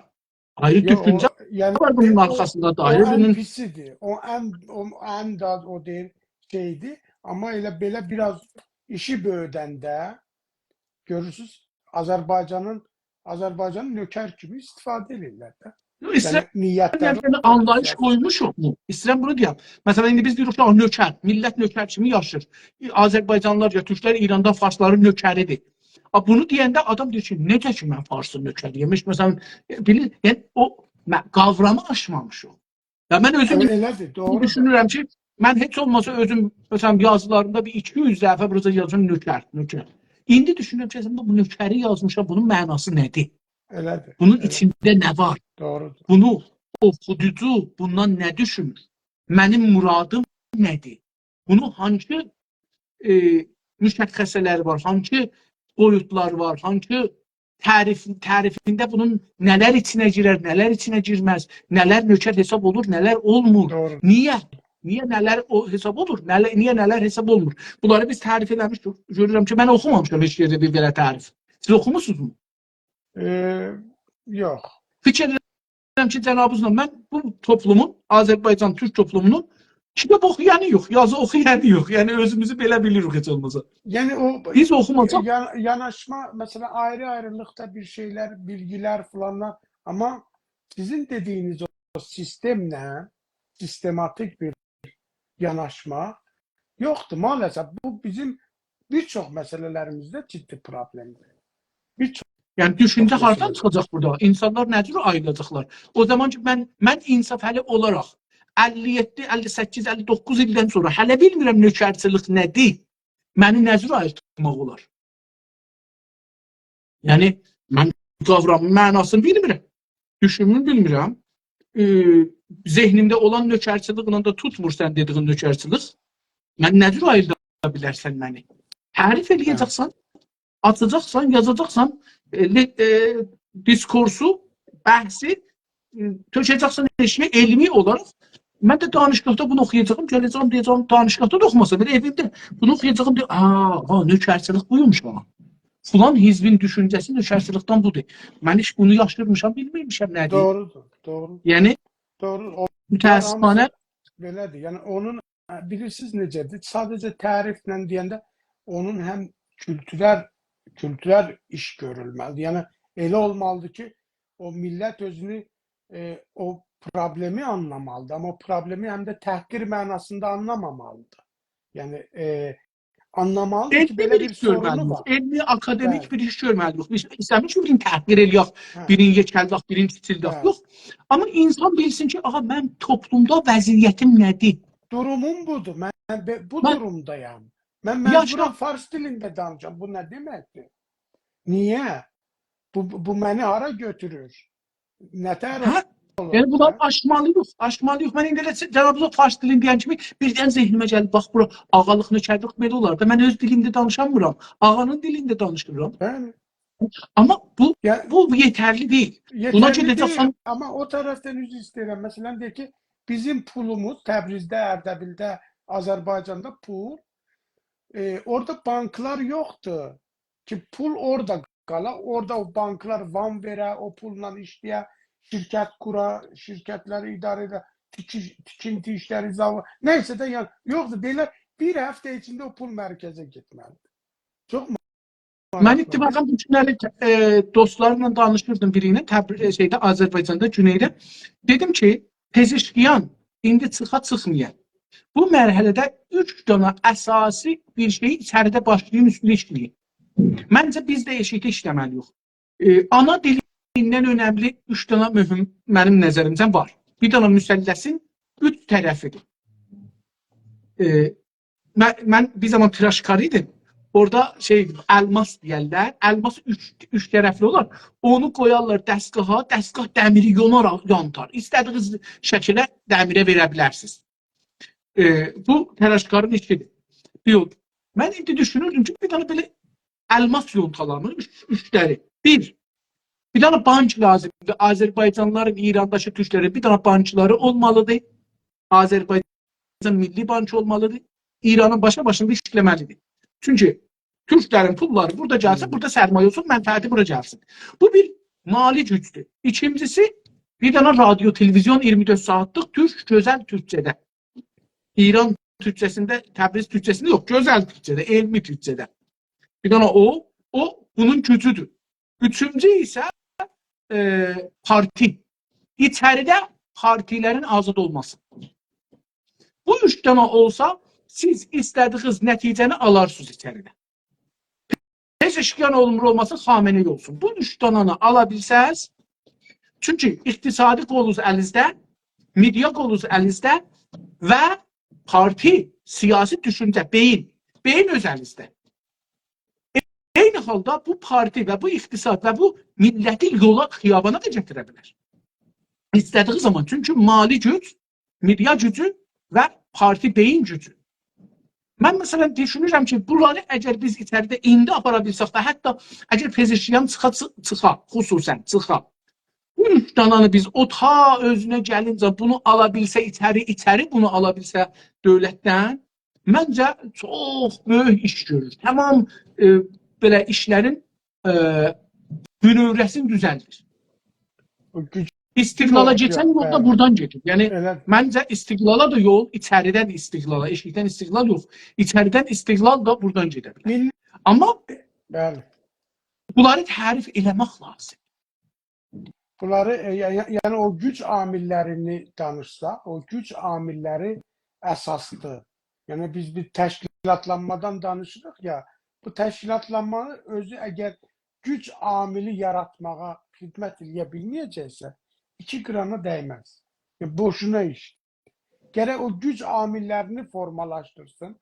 Onun formalaştırılması için o sizin dediğiniz tarifler, mariflendirme ve o güçlerin o elə ki yeri qazırsan o qızıl oradadır, o sərvət orada, o güc onu oradan çıxarırsan. Ama sen belirləməlisən o hardadır, hara qazılmalıdır, hara ve necə, nə formada o yollar göstərilməlidir. O gücün ortaya çıxır ve millet o güce inanmalıdır. Bak bugünleri, bakın bu çok önemlidir. Mesela Azerbaycan söylemini ortaya koymak. Azerbaycançılık söylemini ortaya koymak. O gelir bağırır, Beraye İran değil ama deyirsən, yo, Azerbaycan, yurdum, yuvam, məskenimdir Azerbaycan. Sen mənə onu damğa eləyib alnıma bir de yapıştırsan, o məni dilsiz bırakır. O məni vətənsiz bırakır. O məni kimliksiz bırakır. O məni ac bırakır. O məni mühacirətə zorlayır. O məni her şeyimi değiştirmeye zorlayır. Deriden, kabuktan, zihnimin yuğulması, şuurumun yuğulması, tarihi yaddaşımın aradan gitmesine zorlayır. Ve ben buna dur deyirəm. Neyle? Azerbaycanla, Azerbaycançılıqla. Bəziləri bak buna yine biraz da ona deyim. Bəziləri ki Azerbaycan ve Azerbaycançılığa saldırırlar. Hem de o danıştığımız güçlerin ortaya çıkmaması. Yani onun təşkilatlanması, o da təşkilatdan danışır, mən də danışıram. Ama onun çabası güçlerin ortaya çıkmamasıdır. Zayıf, təhqir olunmuş, özü heç iş görebilmez. Mütləq yere gidip birinin ətəyindən yapışa, mütləq yere ondan sürüne ve güya yol gösteren onlar olmalıdırlar. Ve. Bunları yəqin ki siz ümid edirəm ki fərqinə də varmısınız o söhbətlərdə. Çok sağ olun, var olun. Aslında bu bəhs elədik, sonuncu sualımızın cevabıdır. Ama bir de soruşum. İstiqlalı əldə etmək üçün en önemli ve lazım işler nelerdir? Milletin marifləndirilməsi bütün sahələrdə, təşkilatlandırılması, milletin o hedeflerinin, yani hansı hedef için bu işləri görməlidir. Onları açıq şəkildə, qabarıq şəkildə ortaya qoyulması və təbii ki, o ümumilli bir səfərbərlik və ümumilli bir iradənin ortaya çıxması. Amma o dediyimiz güclərin ortaya çıxmasıyla, yəni onlar olur ki, o iradə və onun ortaya qoyduğu iradə deyək ki, təsirli bir güc amili kimi əməl edir. Nədən və hangi səbəblərə görə Türklərin ya Azərbaycanlıların istiqlalı yoxdur? İran çərçivəsində danışıram. Bütün taleyimizə əgər başqaları qərar verirsə, dilimizdən, adımızdan tutdu, dilimizə qədər, dilimizdən tutdu, vətənimizə qədər, vətənimizdən tutdu. Bütün o kültürel, siyasi, ictimai, iqtisadi fəaliyyətlərimiz, hər şeyimiz başqalarının əmri, yazdığı, çizdiyi qanunlar onun tabiçiliyindədirsə, yəni məsələ aydındır ki, durum nədir? Biraz açıqlayın. Xırdalayın Təbrizdə, Kiçə Bazarda deyirlər bunu biraz xırdalayın. Onda bir də deyiməm, o görüb nəyi xırdalamaq gərəkir. Məsələn, sualı necə biraz fərqli qoyun. Biraz sualı fərqli qoyun. Niyə Türklər müstəmirədirlər? Niyə işğal olub torpaqlarımız? Niyə beyinlərimiz işğal olub? Yəni bu qədər dediyilə niyəsin deyirik ya necə bilməliyik? Niyəsi. Niyəsi çox amillər var. Niyə olubdu? Əgər niyələrə getsək, onda bunun bizim dövlətçilik anlayışlarımızda öz milli, siyasi, kültürel o inkişaf sürəcində baxışlarımızın necə olması gərək tartışırlar. Yanlış mı baxmışıq məsələlərə? Nəyi orada göz ardı eləmişik?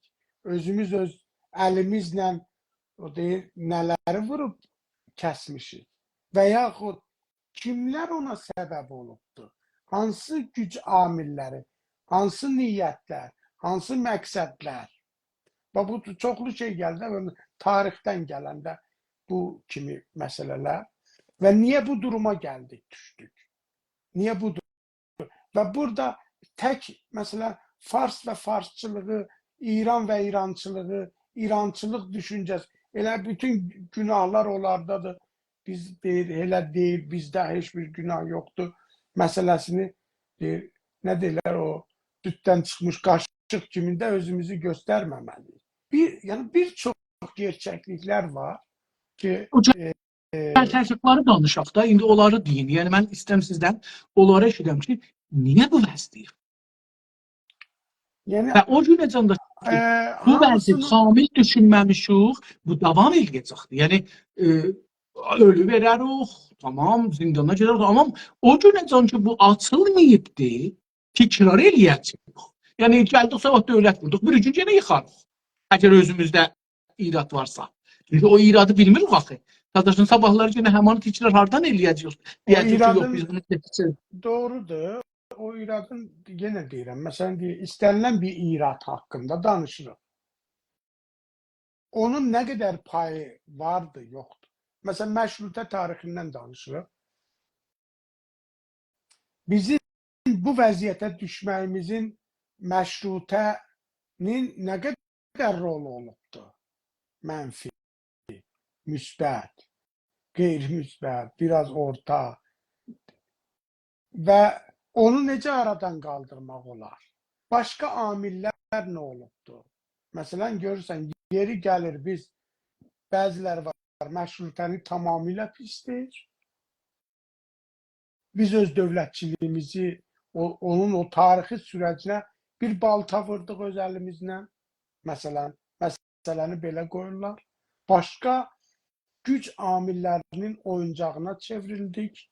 Belə qoyurlar. Ama başka taraftan biz modern O da mühümdür. devletçilik, O da mühümdür ki başka güc amillerinin niye oyuncağına çevrildik? yani Ne sualı sebepler var? dalayacak gelir de bir sualı deyirsən, onun sualları, onun cevapları, sualları cevabı bu herhalde çoxlu meseleleri ortaya koymuş olur ama bu ki en azı bir suallar ortaya koyaq, amilleri tartışaq. O çok önemlidir. Suallar ortaya koyulmalıdır. Yani məsələn deyək ki, mənim özüm məsələn deyək, əgər 3 il bundan qabaq məşrutiyə bir baxışım var idisə, indi o baxışdan ayrı 3 baxışda formalaşdıra bilmişəm ki, ha bunlar da ola bilər. Bunlar da var. Bunlar da elə o baxış qədər gerçəkdir. Sadece olarak prosesin o müdüriyetinde biz yanlış mı elədik? Xəyanətə mi uğradık? İçimizden mi xəyanət gerçəkləşdirdi? Və yaxud çox sadələr olduq, xainləri içimizə saldıq. Erməni daşnağını sən gətir içində, cücər, böyüt, onlara şərait yarat, o aparsın kilsənin altında, Təbrizdə silahları gətirsin Rusiyadan, silah qaçaq şəbəkəsini o qursun, o gətirsin və sonra da o silahlar Tehranda sənin əleyhivə işlənilsin. Baxın, misal deyir ama bir balaca örnek. Bu araştırılmalıdır. Eğer məsələyə gedib dərinə. Yəni, hər şey gətirək, yükləyək, məsələn, Səttarxanın üstünə ki, yox, sən belə eləməsiydin, belə olmaz. Elə deyil. Yeri gələndə onlar istiqlal da qoyublar. Yeri gələndə. Amma hansı amil oldu ki, o onu bacarmadı, eləyə bilmədi? Nə qüvvələr var idi?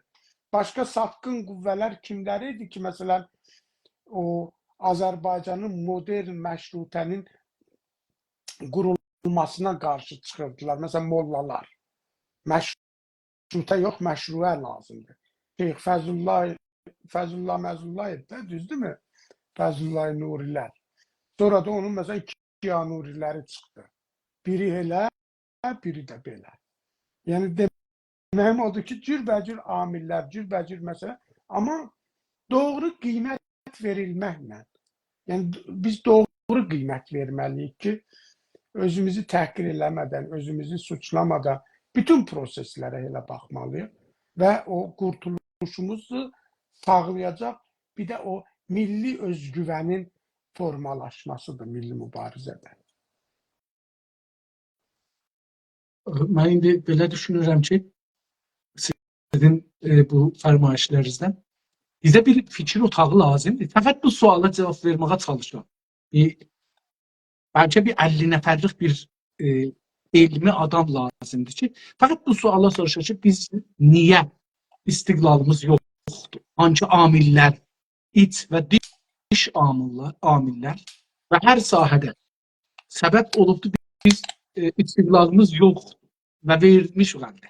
Məncə böyük bir aylar, illər bunun üstündə işləmək lazımdır. Aylar, illər. Və böyük bir qrup. Ama sizin parti istiqlala bir alternatif tanıyır mı? Nə mənada oldu? Alternatif. İstiqlala qarşı bir yol. Ya istiqlalın qırağı ilə bir yol. Onun uzunluğunda bir yol. Uzunluğunda yol biz federal deyirik. Yani federal bir dövlətin də forma. Yeter ki Azərbaycan mərkəzli bir dövlətçiliyin formalaşması. Yani onun rəsmiyyətə tanımaq ona göre önemlidir ki, bakın bizim milli siyasi mübarizəmiz müxtəlif aşamalardan keçir və biz indiki mərhələdə məsələn təhdidləri fürsətə çevirməyə çalışırıq. Özümüzün fürsətimiz yoxdur, bilirsiniz. Yəni fürsət yarada bilmirik. İmkanımız ona əl vermir. Bayaqlar dedi də, təşkilatlanma, media, o, bu. Yəni o gücü ortaya qoymaq, o üç bucağı. Onun təmsilçiliyini formalaşdırmaq. onun xaricdəki gücünü formalaşdırmaq, onu digər beynəlxalq o dövlətlər arasında gücünü formalamaq. Bunlar bizə fürsətdir də, məsələn, fürsətdir. Amma biz bunu nə qədər formalaşdıra bilirik, yarada bilirik. Ona görə də düşmənin bizə qarşı təhdidlərini biz fürsət kimi məcburuq ortaya qoyaq. Onun o proseslərində fürsətlərimizi dəyərləndirək. Belə olan halda biz məcburuq ki, bir çox variantları əlimizdə saxlayaq. Başqalarının onun üzərindən bizə qarşı oynamasın deyə həm də. Ona görə də ana dilindən istiqlala qədər gedən bir sürəc var və hər mərhələnin öz o siyasi milli qərarı var ki, hər bir təşkilat məncə ona hazır olub o cür yanaşmalıdır məsələyə. Siz işarə elədiniz əslində bu sonuncu suala, amma daha bir deyirlər ki, konkret bir cavab alsam yaxşıdır. İstiqlal mümkün olmazsa, bir şərait oldu ki, istiqlal mümkün olmadı. Federalizmə necə yanaşırsınız? Dediyimiz kimi bir milli iradənin əsas götürülməsi, yəni millət burada çox önəmlidir. O millətin iradəsindən hesablaşmaq məncə çox önəmlidir və təbii ki, o şərait. Onları nəzərə alaraq, şəraiti nəzərə alaraq millətin iradəsi əgər Azərbaycan mərkəzli bir federal sistemin qurulmasından yanadırsa, eyni halda ki, o prosesin içində onun istiqlal haqqının da olmasını rəsmiyyətə tanıyaraq, mənə elə gəlir ki, onu düşünmək olar, onu təbliğ eləmək olar. Yetər ki, o Azərbaycanı qapsasın, Azərbaycanı qorusun. Çox az bir ehtimal üzrə federal İranı qəbul edər misiniz? Ya elə çox ehtimal, indi sizin ehtimalı çox olsun sizə. Siz zahirən federalizmi qəbul edirsiniz, amma İranı federalist bir şəkildə qəbul edər misiniz? Hətta İran mərkəzli federal. Yəni Azərbaycan mərkəzli siz buyurdunuz, İran mərkəzli federal.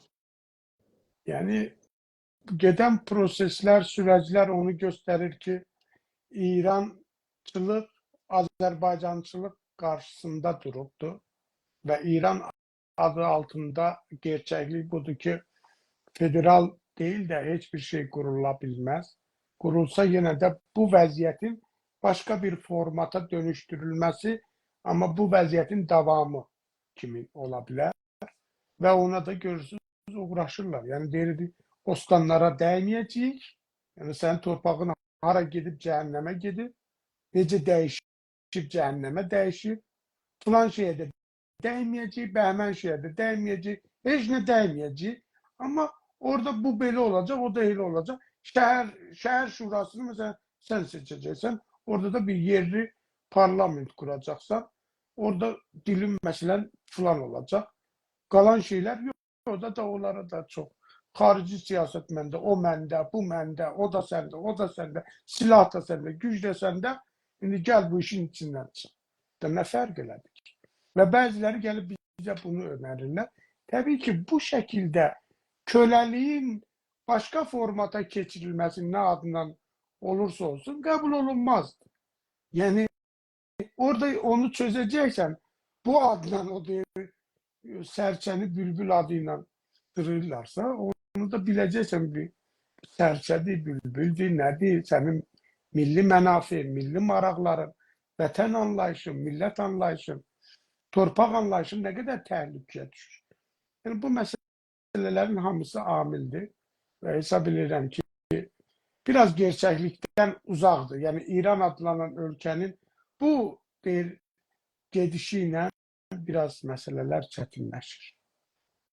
Lazım gəlir ki, sizlə federalizm bölümündə çox danışaq. Çünki orada bu İran əsaslı federalizmə də danışmalıyıq. Danışarıq. Sizin təşkilat İrandakı tüm Siz Türklərin dediniz istiqlalını son soru. Siz dediniz son soru. Benim de boğazım yoruluptur. Yox, Yani o bölümün son yok sorusu. öyle Bir saat yani vaxtimizdən qalır. Əlbəttə bu yani bölümlər bir istiqlal de o bölümündən de sizde o değil maşallah. Bence 7 sualımız qalır. İstiqlal sizin bölümünü qutaraq çıxdıq. sizin o işkence üzere sizi mahkemeye vermeye rahat olar. Yani buna emin olun.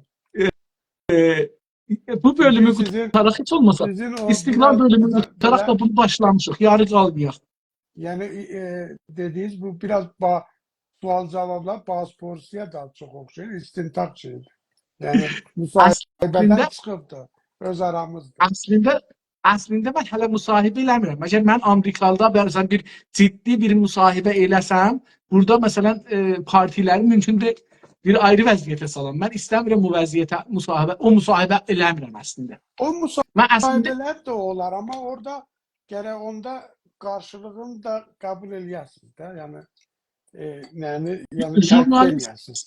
jurnalisti vəzifədə O şeydir, bir tərəflilikdir. o molla yanaşması da öyle ben diyeceğim mənbərə Yox, çıxacağım. o bir dənə elmidir da. Bu elmi da mən danışqahda dərs oxumuşam, dərsini də vermişəm. Bu elm bir elm. Burada da şey eləmirsiniz. Vəkil kimidir?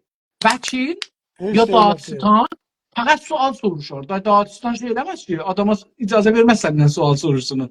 Dağıstan sual soruşacaq, deyəcək ki, cavab istəyirəm.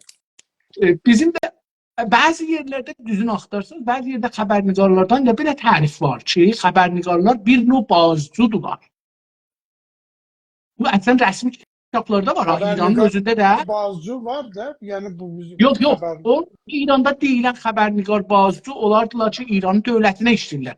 Onların adıdır. Amma xəbərnigarın özünün tərifində bir dənə də tərif budur ki, xəbərnigarlar eyni bir bazport kimi bazcılıq elərlər. Bu tərif var.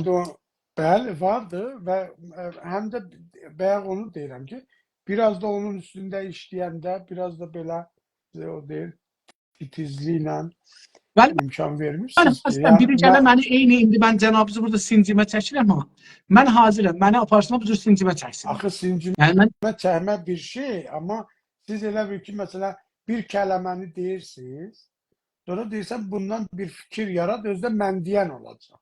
Yox, mən deyən olmayacaq. Yox, mən bilirəm də. Yox, mən deyən olmaz. Siz deyən olmayanda üzüz büzüşür ki, yox, xoşuma gəlmədi. Mən onda ciddi qulaq asıram. Ona görə. İnanın, yəni mənim arzum və istəyim budur ki, buradan 12 dənə tərif çıxar. 12 dənə tərif çıxar. 12 dənə hizb. Çünki istəyirik kitab çıxadaq da. Mənim arzum budur ki, bunları kitab edək. Yəni, məsələn, bunu print eləyəcək göndərəcək cənabca. Həm də arzu eləyin ki, ortaq düşüncəmiz payı çox olsun. O da yaxşı. Elə 12 dənə kitab çıxsa, buradan 12 dənə hizbdən 12 dənə kitab çıxsa, ortaq pay istəyirsiniz çıxacaqdır. Yəni 12 dənə siz bir qonuda 12 dənə düşüncə qoyursunuz ortaya. Bu 12 dənə düşüncə istər-istəməz bir ortaq düşüncə çıxacaqdır. Yəni imkansızdır. Siz sentez istəyəcəksiniz. Yəni bunun sonucu bir sentezdir. İndi tezlər və antitezlər əgər bir-biri ilə danışırlar, bunların sonucu sentezə getməlidir, imkansız da olmuyor. Onu mən ondan ötürü bu gedirəslər. İndi hər halda sizin təşkilat İrandakı tüm türklərin istiqlalını düşünürmü, yoxsa təkcə Güney Azərbaycanın istiqlalını amaç seçmişmi?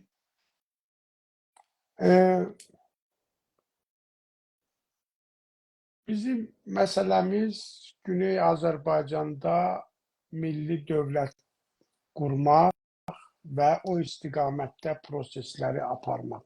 Dedi ki, Azərbaycanın ərazisi bəllidir, əhalisi bəllidir, tarixi, dili, hər şey bəlli və bu bəlli olan vətən anlayışı uğrunda bir mübarizə var. Biz o mübarizəni görməzdən gələ bilmərik, inkar eləyə bilmərik, onunla hesablaşmaya bilmərik, onu təhrif etməyə də haqqımız yoxdur.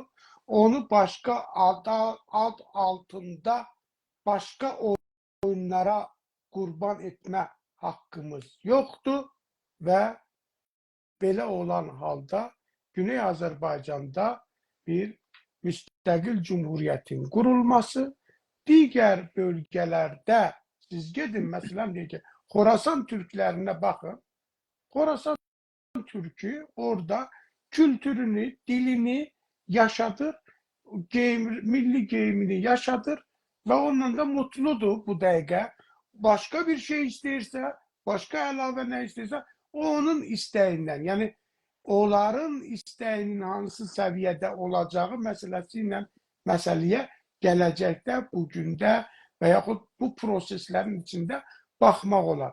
Amma deyir, nağdı qoyub, misyanı da alırsa gedək ki, ya onlar da istiqlal, ya onlar da nə bilim federal, onlar da qardaş istəmirsə onu deyir, sən durub buradan ora hansı dövr deyək. Məsələn, minək ata gedək, çıxaq Xorasana ki, yox, gəlmişik səni azad elə. Adam deyir, istəmirəm, oturmuşam təndirimdə çörəyimi pişirirəm, musiqimdi oxuyuram, o qavalımı çalıram, nə bilim, nə istəyirəm, eləyirəm. Heç sənə dəxli də yox imiş macəranın. Gedişinlə məşğul. Ona görə də, yəni, bəzi proseslər vardı ki, biz onu doğru görməliyik və hesab edirəm, bizim oğlaviyyətimiz, öncüllüyümüz Güney Azərbaycanın istiqlalının qurulmasıdır. Digər o Türk millətinin də, Qaşqay türklərinin özəlliklə, onların da o istəklərinin artırılması, vətən, millət, kimliyi, bir sıra məsələlərin artırılması çox önemlidir. Çünki onların da gücü var ona. İstiqlal əlverişli mi? Əlverişli. Əlverişli. Ağıllı olsaq əlverişlidir. Necə? Necə əlverişli? Nə tür əlverişli? Necəsi çox uzun çəkər, yəni, amma həm geopolitik olaraq, həm qlobal proseslərdəki Azərbaycanın rolu olaraq, həm bizim hansı gücə ulaşa bilərək anlayışı olaraq, yəni heç bir millət gücünü, sərvətini başqası ilə paylaşmaz. Heç bir fərd də eləməz. Elə deyil mi? Məsələn, siz bu dəqiqə milyadersiniz, qardaşınız belə gəlib desə ki, o milyarddan bir 100 min mənə ver, bir dəfə eləyərsə, 2 dəfə eləyərsə, 3-cü dəfə daha eləməzsən. Yəni bu, və heç o da gəlib onu istəməz. Daha 2 dəfə getdində verdi. Yəni baxın, güc budur. Millət budur. Millət də o gücünün fərqində olsa ki, istiqlalı olanda bunun gücü hansı boyutlara ulaşır və fikir verəcək, deyəcək, mən bu gücü niyə paylaşıram? Mən bu gücü paylaşıb gəlib kölə olmuşam. Nökərçilik eləyirəm. Bir dənə şəhərimdə heç nə yox. Haradır o? Təbriz Əhər yoludur. Xoca. Bir yol çəkirlər. İllər çəkdi qardaş. Xocadan Təbriz Əhər yoludur mən. İllər. Mən orada proje işləmişəm. Nə vaxtdır? 25 il bundan qabaq. Torpaqlar tökülmüşdü, dəyilmirdi. Hər dəfə mən o yolu gedəndə, Əhərə gedəndə, qaydanda, beynimdə bu sual idi ki, bu belə qalıb axı burada. O tərəfdən, məsələn, Sələfciqan, o tərəfdən Qum, nə bilim, İsfahan, nə bilim, hara, otobanlar çəkilir, onu eləyirlər, bunu eləyirlər. Məntəqi azad yaradırlar. Çöllükdə. Məsələn, Sələfciqan bölgəsində mən orada Nəqşibərdədə o projəni mən işləmişəm. O çöllükdə məntəqi azad yaradırdılar. Bilirsiniz, sən sıfırdan, ha? Çöllük, yəni ilan qurbağadan yer yox idi orada. Dağlar, qayalar, görün nə qədər ona zirsaxt, təməl iş lazımdır. Amma gəlirlər Azərbaycanda bizi elə bu duruma salırlar. 10 kilometr yol üçün biz gərək illərlə dəridən qabıqdan çıxaq. Ona görə də əlverişlidir, mümkündür. Bir çox şeylərdən də daha asandır. Yetər ki, köləliyə yox deyək. Tamam. Hangi düşüncələr və güclər İranda məhkumluqla yaşayan millətlərin istiqlalı ilə müxalifdirlər? Hangi güclər, hangi düşüncələr?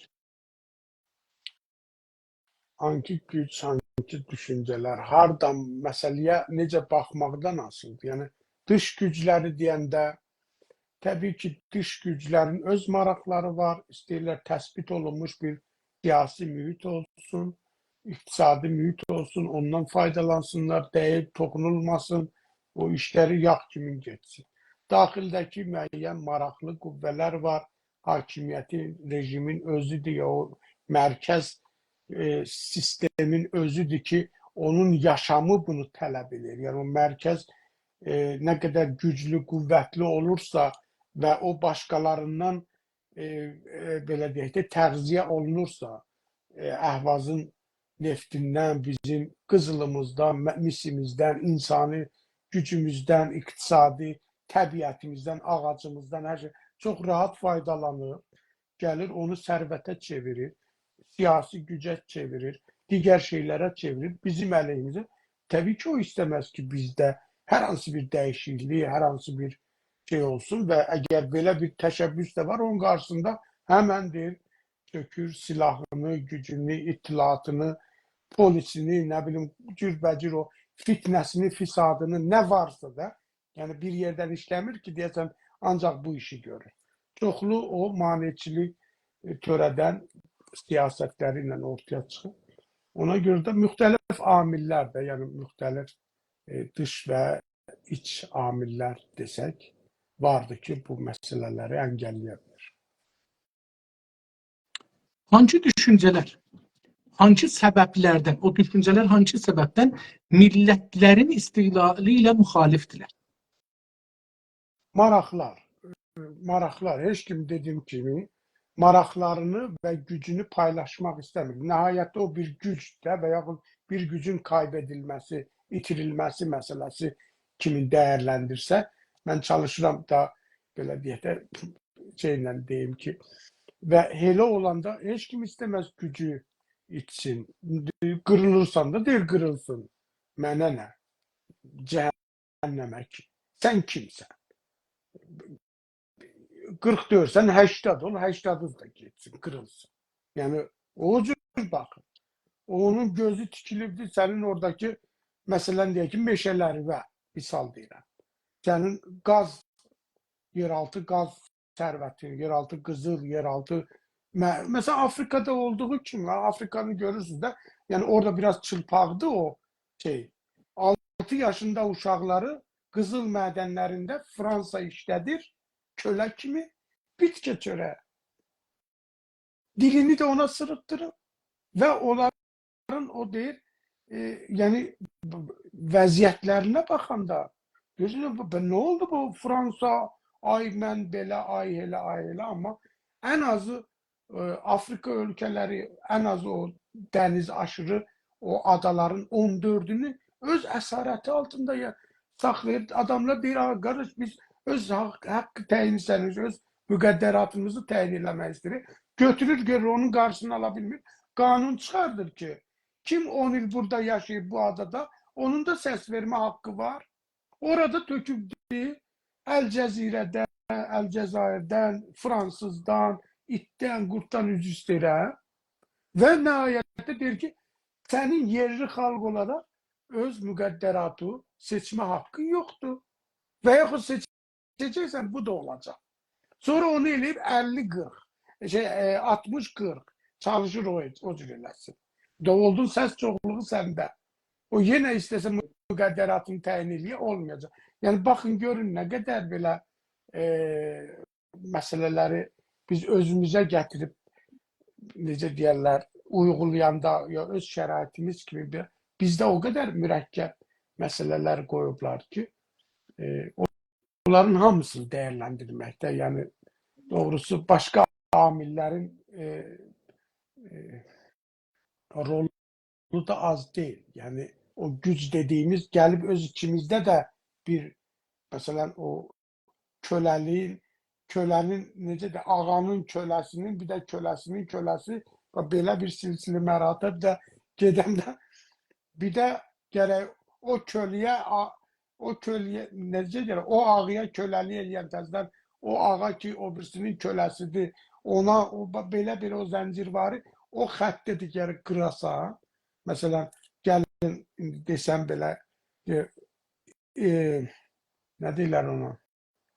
Bəxşdar, fərmandar, ostandar, nə bilim, nədar çıxır ha bunlar. Görsən onun köləsi, o da onun köləsi, o da onun köləsi, o da və onların heç birisinin marağında deyil. Gəlir o kəndə qədər çıxır, o kətxudaya qədər çıxır iş və kətxuda sənə kətxudalıq eləyir, amma o birisinin köləsidir. Təbii ki, bu belə bir piçidə bir maraqlar və nəhayətdə budur ki, bu kimi amillər bizim ciddi maneələr kimi görə bilər. Əgər bir millət ya millətlər istiqlal istərsə və istiqlal üçün iradə ortaya qoyarsa, kimlər və nədən o millətlərin istiqlali və iradələri ilə müxalifət edəsin?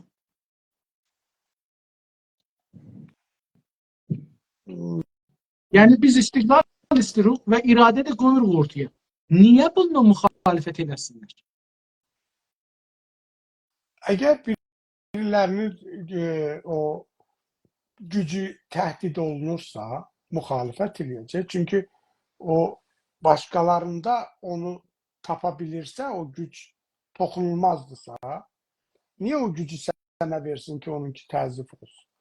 Təbii ki, o duracaq maneçilikdir. Ona görə də bizim qoyacağımız iradə təkcə kifayət eləmir.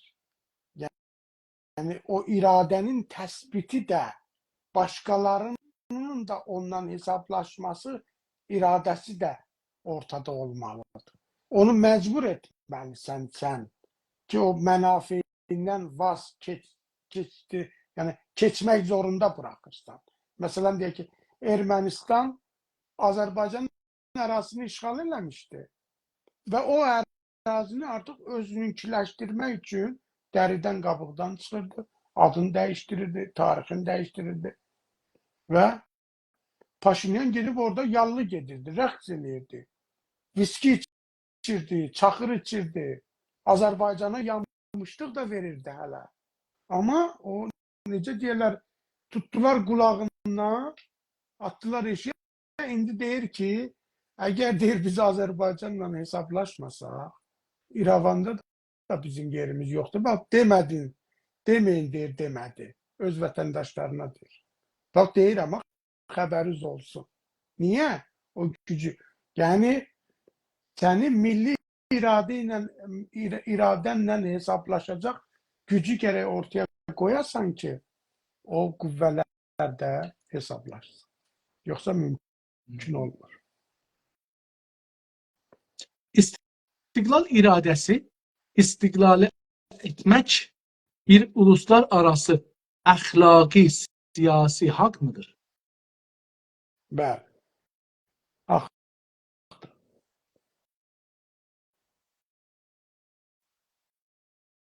Bəli cavab. Artıq cavab verin. Yəni, nə cür məsələn bir haqdır? Hangi qanun, yəni nə cür bir şeydir? Bu əxlaqi, nə cür əxlaqidir? Nə cür siyasidir? Nə cür hüquqidir? Baxıram ki, 3-4 dəqiqə zamanımız var. Amma çünki yarım saat bundan qabaq dediniz 10 dəqiqə. Yox, tutarırıq. 2 sualımız qalır. Biri budur, biri də bundan sonra. 7 dəqiqə. İndi baxıram ki, 7 dəqiqədən 20 dəqiqədir keçir. Amma yenə sual soruşuruz. Yəni 2 sualımız qalır. 2 sualımız qalır. Elə buna mən ancaq o qədər, yəni deyə bilərəm ki, bizim bütün o beynəlxalq hüquq anlayışları, konvansiyonlar insan hakları değerleri, her şey bizim lehimizedir ve bizim hakkımızdır ki öz milli müqəddəratımızı istiqlal formatında ortaya koyak ve bir millet gibi öz geleceğimizi özümüz belirleriz. Ve kimse bunun karşısında durabilmez. Eğer biz o iradeni koyup ve onu koruyarsa. Yani hesaplaşmak zorunda kalacaklar. Başka kaçacak yolları yoktur. Güzel. İstiqlala iradədən millət üçün müxaliflərin nə önəmi var? Biz istiqlala iradə etmişik. Bizim üçün müxaliflərin, iç müxalifləri olan, beynəlmiləl müxaliflər önəmi nədir? Önəmi təsirləri. Məsələn, üzr istəyirəm.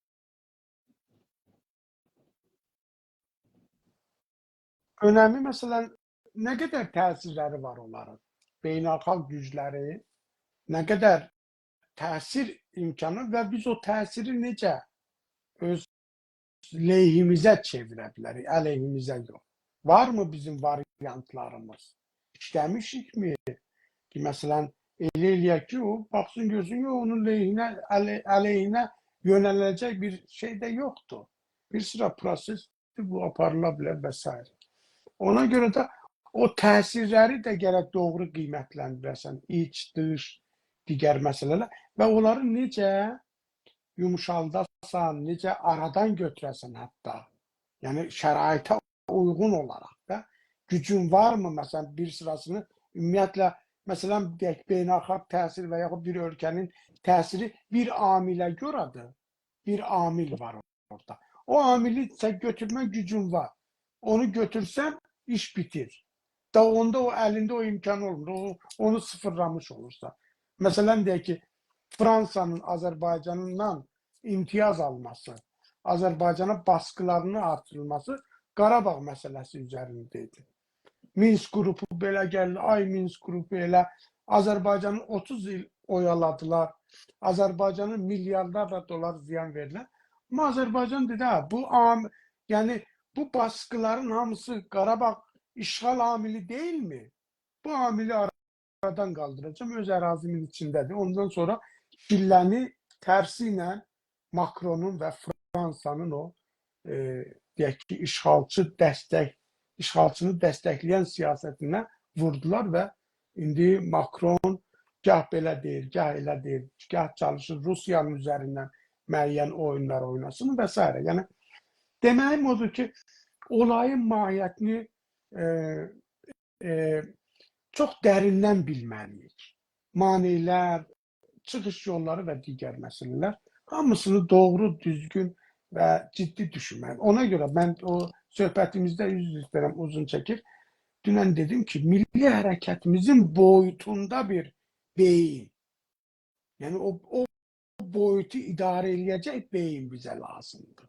Bu millətə lazımdır. Çünki sorunları bir məsələ demək, Afrikanın ortasında qalsaydı, zaten bizim o deyir, ölümüz də, dirimiz də heç kimi maraqlandırmayacaq. Qalmışsan, orada məsələn, nə var ki orada? Uzaqbaşı 3 dənə çəpişin var, 2 dənə ağacın var, quruyubdur. Əlində də bir dənə oxun var. Çöllükdə ora qaçırsan, bura qaçırsan, ayda ildə də gözləyirsən, məsələn, yağış gəlməyər. Sən orada olsan nə yazar, olmasan nə yazar, dünyanın dəyişimindən filandan nə xeyri nə. Amma Güney Azərbaycan deyəndə dünyanın qərbin, şərqin ən stratejik, şimalın, cənubun ən stratejik nöqtəsindədir geopolitik olaraq. Yəni elə bir həssas şəraitdədir ki, heç kim buna biganə qala bilməz. Təbii ki, o maraqlar orada böyüyəndə sənin də beynin gərək böyük olar. Yəni Türkmençay-Gülüstan müqaviləsinin baş verməsi, Abbas Mirzənin öldürülməsi, Rus çarı ilə gedən savaşda Fransanın bizə xəyanəti, ona baxmayaraq ki, ordunun gəlişləndirilməsində, topların verilməsində, digər hərbi, o sistemli hərbi nizam-intizamın kurulmasında söz vermişler, mukavele imzalamışlar. Ama gördük ki sen deme onların başka planı var imiş. Azerbaycan'ın parçalanmasıyla Azerbaycan'ın dövlətçiliyinin elinden alınması sürecine yeni bir merhale yaşattılar ve nihayette 1925. yılda Rızaxan deyilen bir avara geçir, at otaran geldi. Oldu Şahenşahı Ağrıya Mehri ne bileyim ne. Ve bu günlerde öyle direniblər ki, öyle yüzümüze bakıp der ki, hele de biz, tac bizdedir, şah bizdedir, falan şey bizdedir. Ona göre de deməyim odur ki, məncə məsələlərə çox dərin baxmalıyıq. Məsələlər tək boyutlu deyil, elə bir şuar verdiği her şey onun içinde xulasa olmur ve e, ona uygun, yani bizim gerçekliklerimize uygun davranmalıyıq. Çok sağ olun. Teşekkür ederim. Mən teşekkür Kirayələrinizdən ederim. sonra soruları burada tutarım. Yarım saat vaktimizden kalır.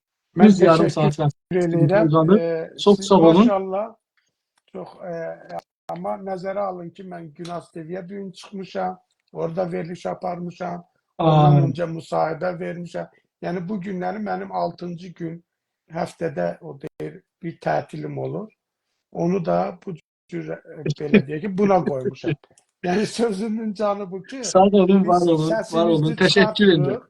Heç kimdə Teşekkür o deyir, ederim. Sağ olun. değerli, sizi Bilirəm. demirəm. Heç kimdə Milli değərləndirmir. hərəkətdə elə bu Yani budur. hərənin boynuna bir vəzifə düşübdür milli Ha, hərəkətdə. yani Hər halda bu günləri o size üz istəyirəm. Sizə de yana şey olmasın. Yani bak bu konulara gələndə daha heç kim danışmaq istəmir o barədə. doğrudur. Doğrudur. Ərz edeyim xidmətinizə ki, dostlar, bu günləri Sayın Sadıq İsabəyli cənabları ilə ikinci günümüzdür ki, Güney Azərbaycan Milli Azadlıq Cəbhəsinin düşüncələrini danışırıq, fəlsəfəsini, ideolojisini danışırıq və çox gözəl bəhslər getdi. Hər iki günü də milli ərdəmli ən üstün nişanı aldılar. Bizim 4 günümüz qalır eyni saatda, saat 9-da hər gün Təbriz vaxtı ilə gələcəyik. Fəqət bunu əlavə edeyim dostlar üçün demişik. Bizim hər gün, siz istəsəz eləyə bilərsiniz ki, təşrif aparırsınız, gələ istəyirsiniz, gələ bilərsiniz. Mən bir xülasə quracam gedən partilərin. Onu siz həll edərsiniz. Siz oradan elə o bağlayanı vursaz, o xaç əlamətini vursaz, oradan çıxacaqsınız. Var olun, sağ olun. Təşəkkür edirəm. Çox sağ olun. Əziz və hörmətli dostlar, biz Güney Azərbaycan, üzr istəyirəm, Düşüncə Bağı programını aparırıq. Buradan Güney Azərbaycan partilərindən Güney Azərbaycan İstiqlal Partisi, Salih bəy İldırım o partinin başkanı və sözcüsü olaraq təşkil edilir. 11 gün huzuri və qeyri-huzuri huzurları olubdur. 10 günündə milli ərdəmli ən üstün nişanı və bir gün bir nömrə ondan aşağı ən ərdəmli nişanı alıblar. Sonra Əjdər bəy Təqizadə cənabları Güney Azərbaycan Türk Demokratik Türk Birliyi Təşkilatının başkanı olaraq gələcəklər, söz vermişlər. Gəlmədilər 6 gün. Gəlmədilər. Hər gün 10 mənfi, üst-üstə 60 mənfi alıblar. Umarım gəlsinlər və bunu silsinlər. Ondan sonra Yunus bəy Şamili cənabları Azərbaycan Demokrat Partisi tərəfindən təşrif gətirdilər. 6 gün huzurları oldu və 6 günün 5-də ən milli ərdəmli, birində ən ərdəmli aldılar. Və o gündən bu günə hələ ilə gözləyirik ki, suallarımızın 85% qalır, onlara cavab versinlər. Hələ ki, cavab yoxdur. Sonra Azərbaycan Mərkəz Partisinin lideri Sayın Salih bəy Kamrani cənabları gəldilər. 5 gün huzurları oldu və 5 günün hər 5-ində də milli ərdəmli unvanını qazandılar. Çox təşəkkür edirəm. Eyni halda bizim bu programı Az TV kanalından, mahvarədən yayılır, internetdən də görə bilərsiniz. Oradan bunun zəhmət çəkirlər. 2 dəfə gündə, bir dəfə axşam 9-da Təbriz vaxtı ilə, bir dəfə də sübh saat 8-də Təbriz vaxtı ilə yayırlar. Eyni halda, indi ki bunu dedim, onu da deyim, bir dostumuz vardır, Gürşad bəy, o da Güney Azərbaycan Səsi adlı bir programı idarə edir, bir saytı, bir sosial şəbəkələri filanı idarə edir və bizim bu programı edit edir teknik olaraq. Və onlara da həm təşəkkür lazımdır, həm də xahiş edirəm ki, səhifələrinə gedin, like eləyin, subscribe eləyin, daimi üzv olun, təşviq edək bu cür bir insanları ki, milli fəaliyyətdə çalışırlar. Bu partilərdən əlavə Güney Azərbaycan Milli Qurtuluş Partisi Başkanı Eldar bəy Qaradağlı cənabları təşrif gətirdilər 6 gün. Hər 6 günün 6-sında da Milli Ərdəmli unvanını aldılar. Eyni halda bu danışıqlarımızı hər gün oradan yayırlar və xəbər də veriblər ki, soruların qalanlarına da cavab verəcəklər. Onlar da başlayıblar. Programımızda var idi ki, sonra Azərbaycan Milli Direniş Təşkilatı Başkanı Məcid Cəvadi cənabları gəlsin. Mütəəssifanə, mənim tərəfimdən qüsur olmuşdu, soruları göndərmişdim, amma müqərrəratı göndərməmişdim ki, biz bu otaqda necə işləyirik, necə nömrə veririk, xəbərləri yox idi. 3-4 gün qalanda programa dedilər ki, gələ bilməyəcəklər və bundan dolayı da üzr istədilər, bizdə də qəbuldur, amma umaram təşrif gətirsinlər və bu programda olsunlar. Onlar gəlmədikləri üçün Haşim bəy Bilgini Güney Azərbaycan Liberal Demokrat Partisindən dəvət elədik. 2 gün gəldilər bura. Çox tartışlı, bir yaxçı atmosferdə keçməyən bir danışıqlar apardıq və sonunda 3-cü gündə programı mən davam elətdirmədim, çəkim bağladım.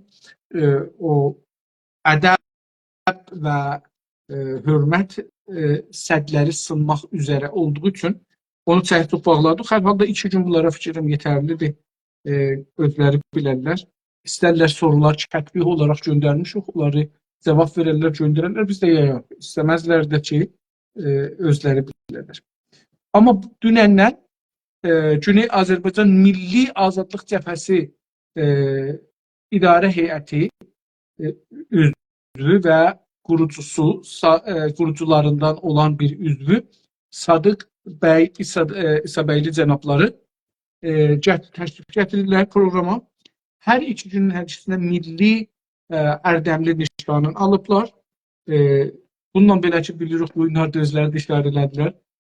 Uzun işləyiblər bu günləri. Burada 3 saat yarım mənim sorularıma cavab verdilər. Çox təşəkkür edirəm. Sağ olsunlar. Dostlar, öncələrdə də ərz eləmişəm, bu proqramın copyrighti yoxdur. Düşüncəsi yoxdur. Bu düşüncələrin copyrighti yoxdur, pul verməyəcəksiniz, falan eləməyəcəksiniz. Hər kəs eləyə bilər bunu download eləsin, hər kəs eləyə bilər bunu yaysın öz səhifələrində, Instagram səhifəsində, sosial şəbəkələrində, yoxsa web saytında, yoxsa hər yerdə istərsə öz adı belə qoya bilər özünün səhifəsinə, o şey eləmir. Hətta bunun kitablarını inşallah çap edəcəyik. Bəlkə partilər buna istərlər şey qoyarlar, kitablara, copyright qoyarlar. Amma məncə azad olmalıdır, bu düşüncə yayılmalıdır. Məncə ciddi düşüncələr ortaya çıxır, amma görək ki, nə olacaqdır. Buradan bugünkü proqramımızı burada itirək icazənizlə və yarın axşam başı Təbriz vaxtı ilə saat 9-da xidmətinizdə olacağam. Gecəniz xeyir olsun, sağ qalın. Görüşmək üzrə.